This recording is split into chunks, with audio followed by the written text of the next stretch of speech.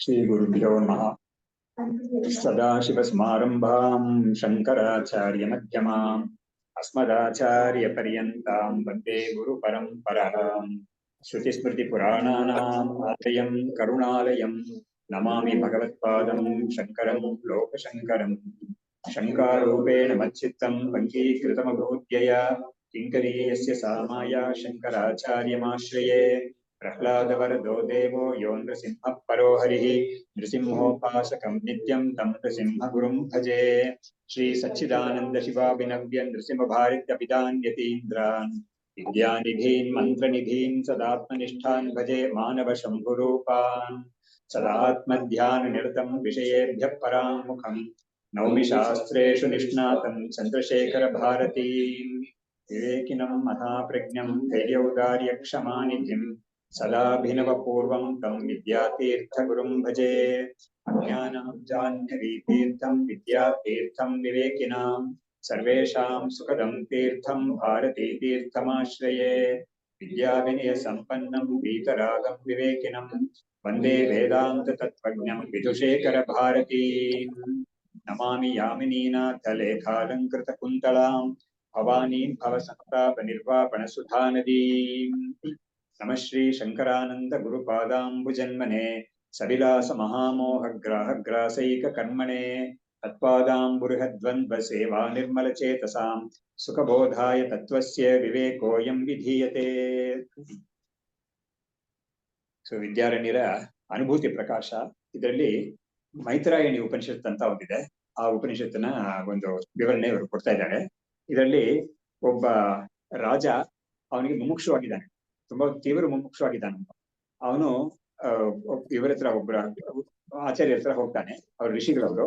ಅವ್ರ ಹತ್ರ ಹೋಗಿ ಇವನು ನನಗೆ ಬ್ರಹ್ಮವಿದ್ಯೆಯನ್ನು ಉಪದೇಶ ಮಾಡಿ ಅಂತ ಕೇಳಿದಾಗ ಅವರು, ನೀನು ರಾಜನಾಗಿದ್ದಿದ್ಯಾ, ನಿನಗೆ ಭೋಗದಲ್ಲಿ ನಿನಗೆ ಆಸಕ್ತಿ ಇರುತ್ತೆ, ಇದೆಲ್ಲ ತುಂಬಾ ದೂರ ನಿನಗೆ ಅಂತ ಹೇಳ್ಬಿಟ್ಟು ಅವರು ಬೇರೆ ಏನಾದ್ರು ಬರ ಕೇಳು, ನಿನಗೆ ಕಾಮ ವಿಷಯ ಅದು ಬರ ಕೇಳ್ಕೊಡ್ತೀನಿ ಅಂತ ಹೇಳ್ತಾರೆ ಅವರು. ಇಲ್ಲ ಇಲ್ಲ ನನಗೆ ಇದೇ ಬೇಕು ಅಂತ ಅವನ್ ಏನ್ ಮಾಡ್ತಾನೆ, ತನ್ನ ಒಂದು ವೈರಾಗ್ಯ ಅದೆಲ್ಲ ತೋರಿಸೋ ರೀತಿಯಲ್ಲಿ ತುಂಬಾ ವಿಷಯಗಳು, ವೇದಾಂತ ವಿಷಯಗಳೆಲ್ಲ ಹೇಳ್ತಾನೆ ಅವನು. ಇದನ್ನ ನೋಡ್ಬಿಟ್ಟು ಅವರಿಗೆ ತುಂಬಾ ಸಂತೋಷವಾಗುತ್ತೆ ಅಂತ ಬರುತ್ತೆ ಒಟ್ಟಿಗೆ ಸೇರಿಗಾಗಿ. ಇಲ್ಲಿ ಅವನು ಈ ಆತ್ಮ ವಿಷಯ ಅನ್ನೋದಕ್ಕೆ ಬಗ್ಗೆ ಏನೇನ್ ತಿಳ್ಕೊಂಡಿದ್ದಾನೆ ಅದೆಲ್ಲ ಅವನೇ ಹೇಳ್ತಾ ಇದ್ದಾನೆ. ಅದರಲ್ಲಿ ಇವಾಗ ಈ ಶರೀರ ಇಂದ್ರಿಯಗಳು ಇದೆಲ್ಲ ಆ ವಿಷಯಗಳೆಲ್ಲ ಚೆನ್ನಾಗಿ ತಿಳ್ಕೊಂಡಿದ್ದಾನೆ. ಅಂತ ವಿಷಯಗಳೆಲ್ಲ ಉಪನಿಷತ್ತಲ್ಲಿ ಬೇಕಾಗಿರುತ್ತೆ. ಈ ಕಥೆ ಮೂಲಕವಾಗಿ ಅವ್ರು ಏನ್ ಮಾಡ್ತಾ ಇದ್ರೆ, ಉಪನಿಷತ್ತು ಇದೆಲ್ಲ ನಮ್ಗೆ ತಿಳಿಸ್ತಾ ಇರ್ತಾರೆ. ಸೊ ಹೀಗೆ ಈ ಇವಾಗ ಭೋಗ ಅಂತ ಹೇಳಿದ್ರೆ ಅದರಲ್ಲಿ ಇದು ಮನುಷ್ಯರು ಇರ್ತಾರೆ, ಭೋಕ್ತ ಅಂತ ಒಬ್ಬ ಇರ್ತಾನೆ, ಆಮೇಲೆ ಭೋಗ್ಯ ಪದಾರ್ಥ ಅಂತ ಒಂದಿರುತ್ತೆ, ಆಮೇಲೆ ಭೋಗ ಅಂತ ಒಂದಿರುತ್ತೆ. ಅವಾಗ ಭೋಕ್ತ ಅಂತ ಒಬ್ಬ ಇದ್ದಾನಲ್ಲ, ಅವನು ಜೀವ ವಾಸ್ತವವಾಗಿ. ಹಾಗಾಗಿ ಅವನಲ್ಲಿ ಏನೇನು ಕೊರತೆ ಇರುತ್ತೆ, ಅವನು ಕೂಡ ಒಂದು ನಾಶವಾಗಿ ಹೋಗ್ತಾನೆ ಅವನು ಅಂತ ವಿಷಯಗಳೆಲ್ಲ ತೋರಿಸ್ಬೇಕಾಗಿದೆ. ಯಾಕಂದ್ರೆ ಭೋಗ ಅನ್ನೋದು ಅನಿತ್ಯ ಅಂತ ತೋರ್ಸಕ್ಕಾಗಿ ಅದಕ್ಕೆ ತೋರಿಸ್ಬೇಕಾಗಿದೆ. ಆಮೇಲೆ ಭೋಗ್ಯ ವಸ್ತು ಇದೆಯಲ್ಲ ಅದೆಲ್ಲ ಕೂಡ ನಾಶವಾಗುವ ವಸ್ತುಗಳೇ ಅನ್ನೋದನ್ನ ಕೂಡ ತೋರಿಸ್ಬೇಕು. ಇದೆಲ್ಲ ತೋರಿಸ್ತಾ ಇದ್ದಾರೆ ಒಂದೊಂದಾಗಿ. ಇವಾಗ ನಾವು ಇದುವರೆಗೂ ನೋಡಿದ ವಿಷಯದಲ್ಲಿ ಭೋಕ್ತೃಣಾಂ ನಶ್ವರಾಣಾಂ ಕೋ ಭೋಗಃ ಸ್ಯಾತ್ ಮೃತ್ಯು ಚಿಂತೆಯ ಶಯಾನೋ ಭುವಿಕೋ ನೋ ಕಶ್ಚಿತ್ ಮುಮೂರ್ಷುಹು ಧನಮಿಚ್ಛತಿ. ಇವಾಗ ಭೋಕ್ತೃಣಾಂ ನಶ್ವರಾಣಾಂ, ಭೋಕ್ತೃಗಳೆಲ್ಲ ಮನುಷ್ಯರೇ ಪ್ರಾಣ ಉಳ್ಳವರು. ಅದು ದೇವತೆಗಳಾಗಿರ್ಲಿ, ಆಮೇಲೆ ಮನುಷ್ಯರಾಗಿರ್ಲಿ, ಅಥವಾ ಬೇರೆ ಅಸುರರಾಗಿರ್ಲಿ, ಎಲ್ಲರೂ ಕೂಡ ಜೀವರುಗಳೇ. ಹಾಗಾಗಿ ಅವ್ರಿಗೆಲ್ಲ ಶರೀರ ಇದೆ. ಶರೀರ ಅನ್ನೋದು ಖಂಡಿತ ನಾಶವಾಗುತ್ತೆ ಅದು. ಹಾಗಾಗಿ ಭೋಗ ಮಾಡ್ತಾನೆ ಶರೀರ ನಾಶವೂ ಆಗುತ್ತೆ ಅನ್ನೋದನ್ನ ತೋರಿಸ್ತಾ ಇದ್ದಾರೆ. ಭೋಕ್ತೃಣಾಂ ನಶ್ವರಾಣಾಂ ಕೋ ಭೋಗ ಸ್ಯಾತ್ ಮೃತ್ಯು ಚಿಂತೆಯ. ಹಾಗಾಗಿ ಅವನಿಗೆ ಮೃತ್ಯು ಅನ್ನೋದು ಖಂಡಿತ ಸನ್ನಿಹಿತವಾಗಿದೆ. ದೇವತೆಗಳಾಗ್ಲಿ ಅವ್ರಿಗೆ ಮೃತ್ಯು ಅಂತ ಈ ತರ ಸಾಯೋದು ಅಂತ ಮೃತ್ಯು ಇಲ್ಲದೆ ಹೋದ್ರು ಕೂಡ ಅವ್ರಿಗೆ ಆ ಭೋಗ ಮುಗಿದೋದಾಗ ಅವರು ದೇವತೆಗಳಿಗೂ ಅಲ್ಲಿಂದ ಅವರು ಭೂಲೋಕಕ್ಕೆ ಬಂದ್ಬಿಡ್ತಾರೆ, ಅಥವಾ ಬೇರೆ ಯಾವ್ದೋ ಲೋಕಕ್ಕೆ ಅವ್ರ ಕರ್ಮ ಪ್ರಕಾರ ಅಲ್ಲಿ ಹೊರಟೋಗ್ತಾರೆ ಆ ಜೀವ. ಹಾಗಾಗಿ ನಾಶ ಅನ್ನೋದು ಖಂಡಿತ ಇದ್ದೇ ಇದೆ ಅನ್ನೋದನ್ನ ಹೇಳ್ತಾ ಇದ್ದಾರೆ. ಅದು ನಾಶ ಇದೆ ಅಂತ ಗೊತ್ತಾದಾಗ ಯಾರಿಗೆ ತಾನೇ ಆ ನಾಶ ಚಿಂತನೆಯನ್ನು ಮಾಡ್ತಾ ಇದ್ದವನಿಗೆ ಭೋಗದಲ್ಲಿ ಎಂತ ನಿಜವಾಗ್ಲೂ ರುಚಿ ಇರುತ್ತೆ ಅಂತ ಹೇಳ್ತಾ ಇದ್ದಾರೆ. ಅದಕ್ಕೆ ತೋರಿಸ್ತಾ ಇದ್ದಾರೆ, ಗ್ರಾಫಿಕ್ ಆಗಿ ಹೇಳ್ತಾ ಇದ್ದಾರೆ. ಶಯಾನೋ ಭುವಿ ನೋ ಕಶ್ಚಿತ್ ಮುಮೂರ್ಷುಹು ಧನಮಿಚ್ಛತಿ. ಅಂದ್ರೆ ಇವಾಗ ಸಾಯೋ ತರವಾಗಿ ಇದ್ದಾನೆ ಒಬ್ಬ, ಅವನ್ನ ಮಲಗಿಸಿದ್ದಾರೆ, ಇದರಲ್ಲಿ ಏನೋ ಭೂಮಿಲಿ ಮಲಗಿಸಿದ್ದಾರೆ ಅವನ್ನ. ಹಾಗಿರೋನು ಅವನಿಗೆ ಬೇಕಾದಷ್ಟು ಹಣ ಸಂಪಾದನೆ ಮಾಡ್ಬೇಕು ಅಂತ ಎಲ್ಲಾದ್ರೂ ಇಚ್ಛೆ ಬರುತ್ತಾ ಅವನಿಗೆ ಅಂತ ಕೇಳ್ತಾರೆ. ಯಾಕೆಂದ್ರೆ ನೋಡಿ, ಈ ಶರೀರದಲ್ಲಿ ಈ ಸಾವು ಅಂತ ಬರುತ್ತಲ್ಲ, ಆ ಸಮಯದಲ್ಲಿ ಯಾವ ತರ ತೊಂದರೆಗಳು ಇರುತ್ತೆ ಶರೀರದಲ್ಲಿ, ಎಂತೆಂತ ಯಾತನೆಗಳು, ನೋವುಗಳನ್ನು ಅನುಭವಿಸ್ತಾನೆ ಅನ್ನೋದನ್ನ ಬೇರೆ ಬೇರೆ ಶಾಸ್ತ್ರ ಗ್ರಂಥಗಳೆಲ್ಲ ತೋರಿಸಿದ್ದಾರೆ. ಒಂದು ಕಡೆ ಯಾವ ತರ ತೋರಿಸ್ತಾರೆ ಅಂದ್ರೆ, ಈ ಶರೀರದಲ್ಲಿ ಆ ಪ್ರಾಣ ಹೋಗಕ್ಕೆ ಮುಂಚೆ ಈ ನಮ್ಮ ಮರ್ಮಸ್ಥಾನಗಳು ಅಂತ ಹೇಳ್ತಾರಲ್ಲ, ವೈಟಲ್ ಪಾರ್ಟ್ಸ್ ಅಂತ ಹೇಳ್ತಾರೆ ಇದರಲ್ಲಿ. ಅಲ್ಲಿಂದ ಈ ಪ್ರಾಣ ಎಲ್ಲ ಕಡೆನೂ ಶರೀರದಲ್ಲಿ ಪೂರ್ತಿ ಎಲ್ಲ ಕಡೆನೂ ವ್ಯಾಪಿಸಿರುತ್ತೆ ಅದು. ಈ ಪ್ರಾಣ ಶರೀರ ಬಿಟ್ಟು ಹೋಗ್ಬೇಕು. ಇವಾಗ ಹೋಗುವಾಗ ಅದು ಏನಾಗುತ್ತೆ, ಅದು ಹೋಗೋ ಸಮಯಕ್ಕೆ ಈ ಶರೀರದಲ್ಲಿ ಈ ವೈಟಲ್ ಪಾರ್ಟ್ಸ್ ಅಂತ ಇರುತ್ತಲ್ಲ, ಅಲ್ಲಿಂದ ಎಳ್ಕೊಂಡು ಹೋಗುತ್ತೆ. ಅದು ಎಳ್ಕೊಳ್ಳುವಾಗ ಏನಾಗುತ್ತೆ, ಅದು ತುಂಬಾ ನೋವುತ್ತೆ. ಅದು ಆ ನೋವು ಬಾಯಲ್ಲಿ ಹೇಳಕ್ ಆಗೋದೇ ಇಲ್ಲ ಅಂತ ನೋವುನ. ಕೊನೆಯ ಗಳಿಗೆಗೆ ಇಂಥ ನೋವೆಲ್ಲ ಇರುತ್ತೆ ಅಂತ ಹೇಳಿದ್ದಾರೆ. ಹಾಗಾಗಿ ಯಾಕಂದ್ರೆ ಅವನಿಗೆ ನೋವಿದ್ರು ಕೂಡ ಅವನ ಅದನ್ನ ಹೇಳಕ್ಕಾಗಲ್ಲ, ಬಾಯಿ ಬಿಟ್ಟು ಹೇಳಕ್ಕಾಗಲ್ಲ. ಯಾಕಂದ್ರೆ ಅವನಿಗೆ ಈ ಫ್ಯಾಕಲ್ಟೀಸ್ ಎಲ್ಲ ಕಮ್ಮಿ ಆಗ್ತಾನೆ ಬರುತ್ತೆ ಅದು. ಅದಕ್ಕೆ ನಾವುಗಳು ನೋಡ್ಬೋದು. ಇವಾಗ ಯಾರೋ ತೀರ್ಕೊಳ್ತಾ ಇದ್ದಾರೆ ಅಂದ್ರೆ ಲಾಸ್ಟ್ ಡೇಸ್ ಅಲ್ಲಿ ಅವ್ರನ್ನ ಹೋಗಿ ನಾವು ನೋಡಿದಾಗ, ಕೆಲವು ಸತಿ ನಾವು ನೋಡಿದಾಗ ಯಾರು ಬಂದಿದ್ದೀವಿ ಅಂತ ಕೇಳಿದ್ರೆ ಅವ್ರಿಗೆ ಗೊತ್ತಾಗುತ್ತೆ ಅವರಿಗೆ. ಆಮೇಲೆ ಏನಾಗುತ್ತೆ, ಸ್ವಲ್ಪ ಇದಾದ್ಮೇಲೆ ಗೊತ್ತಾಗುತ್ತೆ ಅಂತ ನಾವು ತಿಳ್ಕೊಬಹುದು. ಆದ್ರೆ ಅವ್ರಿಗೆ ಇಂಥವ್ರು ಬಂದಿದ್ದಾರೆ ಅಂತ ಬಾಯಿಂದ ಹೇಳಕ್ಕಾಗಲ್ಲ. ಹಾಗಾದ್ರೆ ಏನಾಯ್ತು, ವಾಕ್ ಶಕ್ತಿ ಕಡಿಮೆ ಆಗೋಗ್ಬಿಡುತ್ತೆ. ಆಮೇಲೆ ಏನಾಗುತ್ತೆ, ಕೆಲವು ಸತಿ ನಾನು ಇಂಥ ಬಂದಿದ್ದೀನಿ ಅಂತ ಇವ್ರು ಕೂಗಿ ಹೇಳಿದ್ರು ಕೂಡ ಕಿವಿ ಕೇಳಿಸದೆ ಹೋಗ್ಬಿಡುತ್ತೆ ಅವರಿಗೆ. ಆಮೇಲೆ ಸರಿ ಯಾಕೆ ಬಂದಿದ್ದಾರೆ ಅಂತ ಅನ್ಕೊಂಡ್ರು ಕೂಡ ಅವರಿಗೆ ಅನ್ಸ್ಕೊಂಡ್ರು ಕೂಡ ಹೇಳಕ್ಕಾಗಲ್ಲ. ಸರಿ, ಇನ್ಮೇಲೆ ಏನಾಗುತ್ತೆ, ರೆಕಗ್ನೈಸ್ ಮಾಡೋ ಪವರ್ ಕೂಡ ಹೋಗ್ಬಿಡುತ್ತೆ ಮನಸ್ಸಿಗೆ. ಆತರ ಒಂದು ಮೆಮರಿ, ರಿಕಲೆಕ್ಷನ್ ಅಂತ ಒಂದು ಐಡೆಂಟಿಫಿಕೇಶನ್ ಅದೆಲ್ಲ ಕೂಡ ಅವರಿಗೆ ಹೋಗ್ತಾ ಇರುತ್ತೆ. ಸೊ ಈಗ ಒಂದೊಂದಾಗಿ ಫ್ಯಾಕಲ್ಟೀಸ್ ಎಲ್ಲ ಹೋಗ್ತಾ ಇರುತ್ತೆ. ಆಮೇಲೆ ತುಂಬಾ ನೋವು ಕೂಡ ಅನುಭವಿಸ್ತಾರೆ ಅವರು. ಹಾಗಿರುವಾಗ ಅವನಿಗೆ ನನಗೆ ಹಣ ಸಂಪಾದನೆ ಮಾಡ್ಬೇಕು ಅಂತ ಅವ್ನಿಗೆ ಏನಾದ್ರು ಇಚ್ಛೆ ಇರುತ್ತಾ ಅಂತ ಕೇಳ್ತಾರೆ. ಹಾಗಾದ್ರೆ ಏನಾಯ್ತು, ಆ ಭೋಕ್ತೃವಿನ ವಿಷಯದಲ್ಲಿ ಕೂಡ ಒಂದು ದೋಷ ಇದೆ ಅನ್ನೋದನ್ನ ತೋರಿಸ್ತಾ ಇದ್ದಾರೆ. ತಿಷ್ಠತ್ಯಸೌ ಭೋಕ್ತೃದೋಷಃ ಭೋಗ್ಯೇಪಿ ಶ್ರೂಯತಾಮಯಂ ಅಬ್ಧಿಗಿರಿಯಾದಿಕಂ ಸರ್ವಂ ನಶ್ವರಂ ಕಿಮುತ ಇತರತೆ. ಸರಿ, ಭೋಕ್ತಾ ವಿಷಯದಲ್ಲಿ ಭೋಗ ಮಾಡ್ತಾನಲ್ಲ, ಅವನ ವಿಷಯದಲ್ಲಿ ದೋಷಗಳು ಬೇಕಾದಷ್ಟಿದೆ ಅಂತ ಹೇಳಿದ್ವಿ, ಅಲ್ಲಿ ಇರ್ಲಿ ಪರವಾಗಿಲ್ಲ. ಆದ್ರೆ ಭೋಗ್ಯ ಅಂತ ಯಾವ ವಸ್ತುಗಳಿದೆಯೋ, ಯಾವ್ದನ್ನ ನಾವು ಭೋಗ ಮಾಡ್ತೀವೋ ಅವುಗಳ ವಿಷಯಕ್ಕೆ ಏನ್ ಹೇಳ್ತೀರಾ ಅಂತ ಕೇಳಿದ್ರೆ, ಒಂದೇ ಒಂದು ಶಬ್ದದಲ್ಲಿ ಹೇಳ್ಬಿಟ್ರು, ಅಬ್ಧಿಗಿರಿಯಾದಿಕಂ ಸರ್ವಂ ನಶ್ವರಂ. ಅಬ್ಧಿ ಅಂತ ಹೇಳಿದ್ರೆ ಸಮುದ್ರ, ಗಿರಿ ಅನ್ನೋದು ಈ ಬೆಟ್ಟ ಆಯ್ತದಲ್ಲ, ಅವುಗಳೆಲ್ಲ ಇದ್ರಲ್ಲಿ ಸೃಷ್ಟಿಯಲ್ಲಿ ಇರೋದಲ್ಲ, ಅವುಗಳೇ ಕೂಡ ನಶ್ವರ ಅಂತ ಇದು ಶಾಸ್ತ್ರ ಹೇಳುವಾಗ ನಮ್ಗೆ ಬಾಕಿ ಸಣ್ಣ ಸಣ್ಣ ಘಟಪಟಾದಿಗಳು ಅಥವಾ ಬೇರೆ ಏನಾದ್ರು ವಸ್ತುಗಳೆಲ್ಲ ಏನು ಅದ್ರಲ್ಲಿ ನಶ್ವರ ಅಂತ ಹೇಳಕ್ ಏನಿದೆ, ನಾವು ಅಂತದೇ ನಾಶ ಆಗುತ್ತೆ ಅಂತ. ಯಾಕೆ ಇದನ್ನ ಹೇಳ್ತಾರೆ ಅಂದ್ರೆ, ನಮ್ಗೆ ಸೃಷ್ಟಿ ಆದಾಗ ಇದೆಲ್ಲ ಆಗುತ್ತೆ. ಯಾವ್ದು ಸಮುದ್ರ, ಗಿರಿ ಅಂತದೆಲ್ಲ ಸೃಷ್ಟಿಯಲ್ಲೇ ಆಗುತ್ತೆ, ವನ ಎಲ್ಲ ಆಗುತ್ತೆ. ಆದ್ರೆ ನಮ್ ಕಣ್ಣು ಮುಂದೆ ಅದೆಲ್ಲ ನಾಶ ಆಗೋದು ನಾವು ನೋಡಲ್ಲ ಸಾಮಾನ್ಯವಾಗಿ. ಯಾಕಂದ್ರೆ ಪ್ರಳಯ ಕಾಲದ ತನಕ ಇರುತ್ತೆ ಅದು, ಆಮೇಲೆ ನಾಶವಾಗುತ್ತೆ ಅದು. ಆದ್ರೆ ಎಲ್ಲರೂ ಕೂಡ ಪ್ರಳಯ ಕಾಲದ ತನಕ ಎಲ್ಲರೂ ಕೂಡ ಇರೋದಿಲ್ಲ. ಯಾಕಂದ್ರೆ ಪ್ರಳಯ ಸಮಯದಲ್ಲಿ ಯಾರ್ಯಾರು ಹುಟ್ಟಿ ಇರ್ತಾರೋ ಮಾತ್ರ ಅದನ್ನ ಅವ್ರಿಗೆ ನೋಡ್ಬೋದು ಅದನ್ನ. ಆದ್ರೆ ಕೆಲವು ಸತಿ ನೋಡಕ್ಕಾಗುತ್ತೆ, ಕೆಲವು ನೋಡಕ್ ಆಗಲ್ಲ. ಆದ್ರೆ ನಮ್ಗಳಿಗೆ ಅದನ್ನ ಡೈರೆಕ್ಟ್ ಆಗಿ ನಾವು ನೋಡಕ್ ಆಗದೆ ಹೋದ್ರು ಕೂಡ ಅನುಮಾನದಿಂದ ತಿಳ್ಕೊಬಹುದು, ಶಾಸ್ತ್ರ ಪ್ರಮಾಣದಿಂದ ತಿಳ್ಕೊಬಹುದು. ಖಂಡಿತ ಇದೆಲ್ಲ ಸೃಷ್ಟಿ ಆಗಿದ್ದು ಖಂಡಿತ. ಸೃಷ್ಟಿ ಆಗಿದ್ದ ಅದು ನೋಡಿದೀವಿ ನಾವು. ಅದೇ ನದಿಗಳು ಡ್ರೈ ಆಗೋದು ಅಥವಾ ಕೆರೆಗಳೆಲ್ಲ ಡ್ರೈ ಆಗೋದು, ಅದನ್ನ ನಾವು ಕಣ್ಮುಂದೆನೆ ನೋಡಿದೀವಿ ಎಷ್ಟೋ ಸತಿ. ಈ ತರ ಎಲ್ಲ ಆಗುತ್ತೆ ಅದು. ಅವಾಗ ಆಮೇಲೆ ಬೆಟ್ಟಗಳು ಅಂತ ಹೇಳುವಾಗ ಬುಲ್ಡೋಸರ್ಸ್ ಅಂತೆಲ್ಲ ಇದೆಲ್ಲ, ಅದು ಅವರು ಅಲ್ಲಿ ಎಲ್ಲ ಒಂದು ಲೇಔಟ್ ಮಾಡ್ಬೇಕು ಅಥವಾ ಒಂದು ಬ್ರಿಡ್ಜ್ ಕಟ್ಬೇಕು ಅಥವಾ ಒಂದು ಟನಲ್ ಮಾಡ್ಬೇಕು ಅಂತ ಹೇಳಿದ್ರೆ ಅದೆಲ್ಲ ತೆಗೆದು ಬಿಡ್ತಾರೆ. ಅವಾಗ ನಮ್ಗೆ ಬೆಟ್ಟ ಅಂತ ಒಂದು ಮುಂಚೆ ಇತ್ತು, ಇವಾಗ ಇಲ್ವೇ ಇಲ್ಲ ಅಂತ ನಾವು ಕೂಡ ನೋಡ್ಬೋದು ಅದನ್ನ. ಏನೇ ಇದ್ರು ಕೂಡ ನ್ಯಾಚುರಲ್ ಆಗಿ ಅದು ನಾಶ ಆಗೋದು ಇದ್ದೇ ಇದೆ, ಅಥವಾ ಇವರು ಇಂಟರ್ಫಿಯರೆನ್ಸ್ ಇಂದ ನಾಶ ಆಗೋದು ಕೂಡ ಇದ್ದೇ ಇದೆ. ಸೊ ಈಗ ಇವಾಗ ಬಾಕಿ ವಿಷಯದಲ್ಲಿ ಏನ್ ಹೇಳ್ಬೇಕಾಗಿದೆ ಅಂತ ಈ ಒಂದು ವಿಷಯದಲ್ಲಿ ಮುಗಿಸೋದಲ್ಲ ಹೇಳ್ಬಿಟ್ಟು ಮುಂದಕ್ಕೆ ಹೇಳ್ತಾ ಇದ್ದಾರೆ. ದೋಷಾನ್ ಸೋಢ್ವಾ ಸಕೃತ್ ಭುಕ್ತಃ ಸಂಸಾರೋ ನಶ್ಯತಿ ಇತಿ ಚೇತ್ ನ ಭೋಗೈಃ ಆಶ್ರಿತಸ್ಯ ಅಸ್ಯ ಸಂಸಾರಾವೃತ್ತಿ ದರ್ಶನಾತ್. ಇವಾಗ ಸರಿ, ದೋಷಗಳೆಲ್ಲ ಇರ್ಲಿ ಪರವಾಗಿಲ್ಲ, ಭೋಗದಲ್ಲಿ ದೋಷ ಇದೆ ಪರವಾಗಿಲ್ಲ, ಭೋಕ್ತಾ ವಿಷಯದಲ್ಲಿ ದೋಷ ಇದೆ, ಆಮೇಲೆ ಭೋಗ್ಯ ವಿಷಯದಲ್ಲೂ ಕೂಡ ಅನಿತ್ಯತ್ವಾದಿ ದೋಷಗಳೆಲ್ಲ ಇದೆ. ಇದ್ರೂ ಕೂಡ ಈ ಕಷ್ಟಗಳೆಲ್ಲ ಸಹಿಸ್ಕೊಂಡು ಒಬ್ಬ ಭೋಗ ಮಾಡ್ಕೊಂಡು ಮುಗಿಸ್ಬಿಟ್ಟ ಅಂತ ಹೇಳಿದ್ರೆ ಅವನಿಗೆ ಈ ಸಂಸಾರವನ್ನ ಗೆದ್ಬಿಡ್ತಾನಲ್ಲ ಅವನು ಅಂತ ಹೇಳಿದ್ರೆ, ಆತರ ನಿನ್ನೆ ಯೋಚನೆ ಮಾಡ್ಬೇಡ. ಯಾಕಂದ್ರೆ ನಮ್ಗೆ ಈ ತರ ಒಂದು ಭೋಗಗಳೆಲ್ಲ ಮುಗಿಸಿದ್ರು ಕೂಡ ಅವ್ರು ಮತ್ತೆ ಸಂಸಾರಕ್ಕೆ ಮರಳಿ ಬರ್ತಾರೆ ಅಂತ ನಾವು ಗೊತ್ತಾಗುತ್ತೆ ನಮ್ಗೆ. ಅದು ಎಲ್ಲಿ ಗೊತ್ತಾಗುತ್ತೆ ಅಂದ್ರೆ ಶಾಸ್ತ್ರದಿಂದ ಗೊತ್ತಾಗುತ್ತೆ. ಯಾಕಂದ್ರೆ ಪುನರ್ಜನ್ಮ ಅನ್ನೋದು ಶಾಸ್ತ್ರ ಹೇಳಿ ನಮ್ಗೆ ಗೊತ್ತಾಗುತ್ತೆ. ಸ್ವಲ್ಪ ಯುಕ್ತಿಯನ್ನು ಸೇರಿಸ್ಕೊಂಡ್ರು ನಮ್ಗೆ ಅರ್ಥ ಆಗುತ್ತೆ. ಯಾಕಂದ್ರೆ ಲೋಕದಲ್ಲಿ ಎಲ್ಲಾ ವಿಷಯಗಳು ಕೂಡ ಒಂದೇ ರೀತಿಯಲ್ಲಿ ಇಲ್ಲ, ಎಲ್ಲಾ ಜೀವಗಳು ಕೂಡ ಒಂದೇ ರೀತಿಯಲ್ಲಿ ಇರೋದಿಲ್ಲ. ಅವರ ಒಂದು ಸರ್ಕಮ್ಸ್ಟೆನ್ಸ್ ಆಗ್ಲಿ ಅಥವಾ ಅವ್ರ ಶರೀರಾದಿಗಳಲ್ಲಿ ಆಗ್ಲಿ ಕೂಡ ನಾವು ಜೊತೆ ನೋಡ್ತೀವಿ. ಕೆಲವರು ತುಂಬಾ ಬುದ್ಧಿವಂತರಾಗಿರ್ತಾರೆ, ಕೆಲವರು ದಡ್ಡರಾಗಿರ್ತಾರೆ, ಆಮೇಲೆ ಕೆಲವರಿಗೆ ಆರೋಗ್ಯವಂತರಾಗಿರ್ತಾರೆ, ಕೆಲವರು ತುಂಬಾ ರೋಗಿಗಳಾಗಿರ್ತಾರೆ. ಇದೆಲ್ಲ ನೋಡ್ತೀವಿ. ಬಡವರಾಗಿರ್ತಾರೆ, ಶ್ರೀಮಂತರಾಗಿರ್ತಾರೆ, ಇಂಥದ್ದೆಲ್ಲ ನಾವು ನೋಡ್ತೀವಿ. ಹಾಗಿರುವಾಗ ಈ ವೈವಿಧ್ಯತೆಗೆ ಏನ್ ಕಾರಣ ಅಂತ ನಾವು ಯೋಚನೆ ಮಾಡಿದ್ರೆ ನಾವು ಇದಕ್ಕೆ ನಾವು ಕರ್ಮ ಅಂತಾನೆ ಹೇಳ್ಬೇಕಾಗುತ್ತೆ. ಕರ್ಮ ಅಂತ ಹೇಳಿದ್ರೆ ಇವಾಗ ಈ ಜನ್ಮದಲ್ಲಿ ಮಾಡಿದ ಕರ್ಮನ ಅಂತ ಕೇಳಿದ್ರೆ ಅದಕ್ಕೆ ಎಲ್ಲದಕ್ಕೂ ಹೇಳಕ್ ಬರೋದಿಲ್ಲ ನಮ್ಗೆ. ಅವಾಗ ಹಿಂದಿನ ಜನ್ಮದಲ್ಲಿ ಮಾಡಿದ ಕರ್ಮದ ಒಂದು ಫಲನೇ ಇದು ಅಂತ ಹೇಳ್ಬೇಕಾಗುತ್ತೆ. ಅವಾಗ ಪುನರ್ಜನ್ಮವನ್ನು ಒಪ್ಬೇಕಾಗುತ್ತೆ. ಅವಾಗ ಈ ದೋಷಗಳನ್ನೆಲ್ಲ ಒಬ್ಬ ಸಹಿಸ್ಕೊಂಡು ಈ ಭೋಗಗಳೆಲ್ಲ ಮಾಡಿ ಮುಗಿಸ್ಬಿಟ್ಟು ಅವನು ತೀರ್ಕೊಂಡ್ರೆ ಇನ್ಮೇಲೆ ಅವನು ಬರಲ್ಲ ಅಂತ ಹೇಳಿದ್ರೆ ಯಾರು ಹೇಳ್ತಾರೆ ಅಂತ ಹೇಳಿದ್ರೆ ಚಾರ್ವಾಕರು ಅಂತ ಒಂದು ಇದಾರಲ್ಲ, ಯಾರು ಶರೀರವೇ ಆತ್ಮ ಅಂತ ಇರೋರು, ಅವ್ರು ನಾಸ್ತಿಕರು. ನೋಡಿ, ಆಸ್ತಿಕ ಅಂತ ಹೇಳಿದ್ರೆ ಅದಕ್ಕೆ ಕೆಲವು ಗುರುತುಗಳಿದೆ. ಏನಿದೆ ಅಂತ ಹೇಳಿದ್ರೆ, ಪುನರ್ಜನ್ಮ ಅನ್ನೋದನ್ನ ಒಪ್ಪವನು ಆಸ್ತಿಕ. ಆಮೇಲೆ ಲೋಕಾಂತರಗಳೆಲ್ಲ ಇದೆ, ಈ ಲೋಕ ಮಾತ್ರ ಅಲ್ಲ, ಇದು ಬಿಟ್ಟು ಬೇರೆ ಲೋಕಗಳೆಲ್ಲ ಇದೆ ಅನ್ನೋದನ್ನ ಒಪ್ಪವನು. ಆಮೇಲೆ ಇದು ಜನ್ಮಾಂತರ, ಲೋಕಾಂತರ, ಆಮೇಲೆ ಈಶ್ವರ ಇದ್ದಾನೆ ಅಂತ ಒಪ್ಪವನು. ಆಮೇಲೆ ಪಾಪ ಪುಣ್ಯ ಅಂತ ಇದೆ ಅಂತ ಒಪ್ಪವನು. ಯಾಕಂದ್ರೆ ಧರ್ಮಗಳು ಕಣ್ಣಿಗೆ ಕಾಣಿಸೋ ವಿಷಯಗಳಲ್ಲ. ಆಮೇಲೆ ವೇದ ಅನ್ನೋದೇ ಇದಕ್ಕೆಲ್ಲ ಬೇಸಿಸ್ ಅನ್ನೋಂತ ಒಪ್ಪವನು. ಇಂಥ ಎಷ್ಟು ವಿಷಯಗಳು ಒಪ್ಪೋರು ಮಾತ್ರ ಆಸ್ತಿಕರು ಅಂತ ಆಗ್ತಾರೆ. ಇದರಲ್ಲಿ ಯಾವ್ದಾದ್ರು ಒಂದೆರಡು ಒಪ್ಪದೆ ಹೋದ್ರು ಕೂಡ ಅವರು ಆಸ್ತಿಕ ಅಂತ ಬರೋದಿಲ್ಲ. ಹಾಗಾಗಿ ಇದನ್ನೆಲ್ಲವನ್ನೂ ಇದಕ್ಕ ಒಂದು ಪ್ಯಾಕೇಜ್ ಇದು. ಈ ಪ್ಯಾಕೇಜ್ ಅಲ್ಲಿ ಇರೋ ಅಷ್ಟನ್ನು ಕೂಡ ಒಪ್ಪವನೇ ಆಸ್ತಿಕ ಅಂತ ಆಗ್ತಾನೆ. ಈ ನಾಸ್ತಿಕ ಅಂತ ಇರೋರು, ಅವರು ಕಣ್ಣಿಗೆ ಕಾಣಿಸೋ ಒಂದು ಯಾವ್ದಿದೆಯೋ ಅದ್ ಮಾತ್ರ ಸರಿ ಇದೆ ಅಂತ ನಂಬುತ್ತಾರೆ ಅವರು. ಕಣ್ಣಿಗೆ ಕಾಣಿಸದೇ ಇರೋ ಲೋಕಾಂತರ ಅಥವಾ ಕಣ್ಣಿಗೆ ಕಾಣಿಸದೇ ಇರೋ ಧರ್ಮ ಪಾಪ ಪುಣ್ಯ ಅದೆಲ್ಲ ನಂಬೋದಿಲ್ಲ ಅವರು. ಹಾಗಾಗಿ ಅವ್ರು ಬೇಕಾದ್ರೆ ಹೇಳ್ಬೋದು ಇದನ್ನ, ಈ ದೋಷಗಳೆಲ್ಲ ಇರ್ಲಿಪ್ಪ, ನಾವು ಇದನ್ನ ಸಹಿಸ್ಕೊಂಡು ಮುಗಿಸ್ಬಿಟ್ರೆ ಇನ್ಮೇಲೆ ನಾವು ಏನು ಹುಡ್ತೀವ ನಾವು ಅಂತ ಅವ್ರಿಗೆ ಕೂಡ. ಅದಕ್ಕೆ ಅವರು ಇದು ಲೋಕಾಯತಿಕ ಸೂತ್ರಗಳಂತೆಲ್ಲ ಇದೆ ಇದರಲ್ಲಿ. ಅವ್ರು ಏನ್ ಹೇಳ್ತಾರೆ ಅಂದ್ರೆ, ಈ ಒಂದು ಭೋಗವನ್ನ ನೀನ್ ಮಾಡಕ್ಕೆ ಸಾಲ ಸೋಲ ಮಾಡಿ ಆದ್ರೂ ಕೂಡ ನೀನು ಭೋಗ ಮಾಡ್ಬೋದು ನೀನು. ಆಮೇಲೆ ಸಾಲ ಕೊಟ್ಟವ್ರೆಲ್ಲ ಬಂದು ಕೇಳ್ತಾರಲ್ಲ ಅಂತ ಕೇಳಿದ್ರೆ, ನೋಡಿ, ಸಾಲ ಕೊಟ್ಟವ್ರು ನಿನ್ಗೆ ಸಾಲ ವಾಪಸ್ ಕೊಡು ಅಂತ ಕೇಳ್ತಾರ ಅಂತ ಹೇಳಿದ್ರೆ, ಅವಾಗ ಬಂದ್ರೆ ಬರ್ಲಿ ಪರವಾಗಿಲ್ಲ, ಅದಕ್ಕೆ ಬೇಕಾದಷ್ಟು ಉಪಾಯ ಇದೆ ಅದಕ್ಕೆ. ಅವ್ರನ್ನ ಇಲ್ಲ ಅಂತ ಆಮೇಲೆ ಇದು ಡಾಟ್ಸ್ ಮಾಡ್ಬೋದು, ಅಥವಾ ನೀನು ಅವ್ರು ಬಿಟ್ಟು ಹೊರಟೋಗ್ಬೋದು. ಹೀಗೆಲ್ಲ ಮಾಡಿ ನೀನು ತಪ್ಪಿಸ್ಕೋಬಹುದು.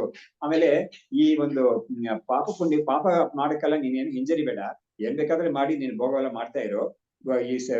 ಈ ಶರೀರ ಸತ್ ಮೇಲೆ ಅದು ಭಸ್ಮ ಆಗೋಗುತ್ತೆ. ಅದು ಭಸ್ಮ ಆಗೋದ್ಮೇಲೆ ಪುನರಾವರ್ತಿ ಮತ್ತೆ ಯಾವನ್ ಬರ್ತಾನೆ ಅವನು.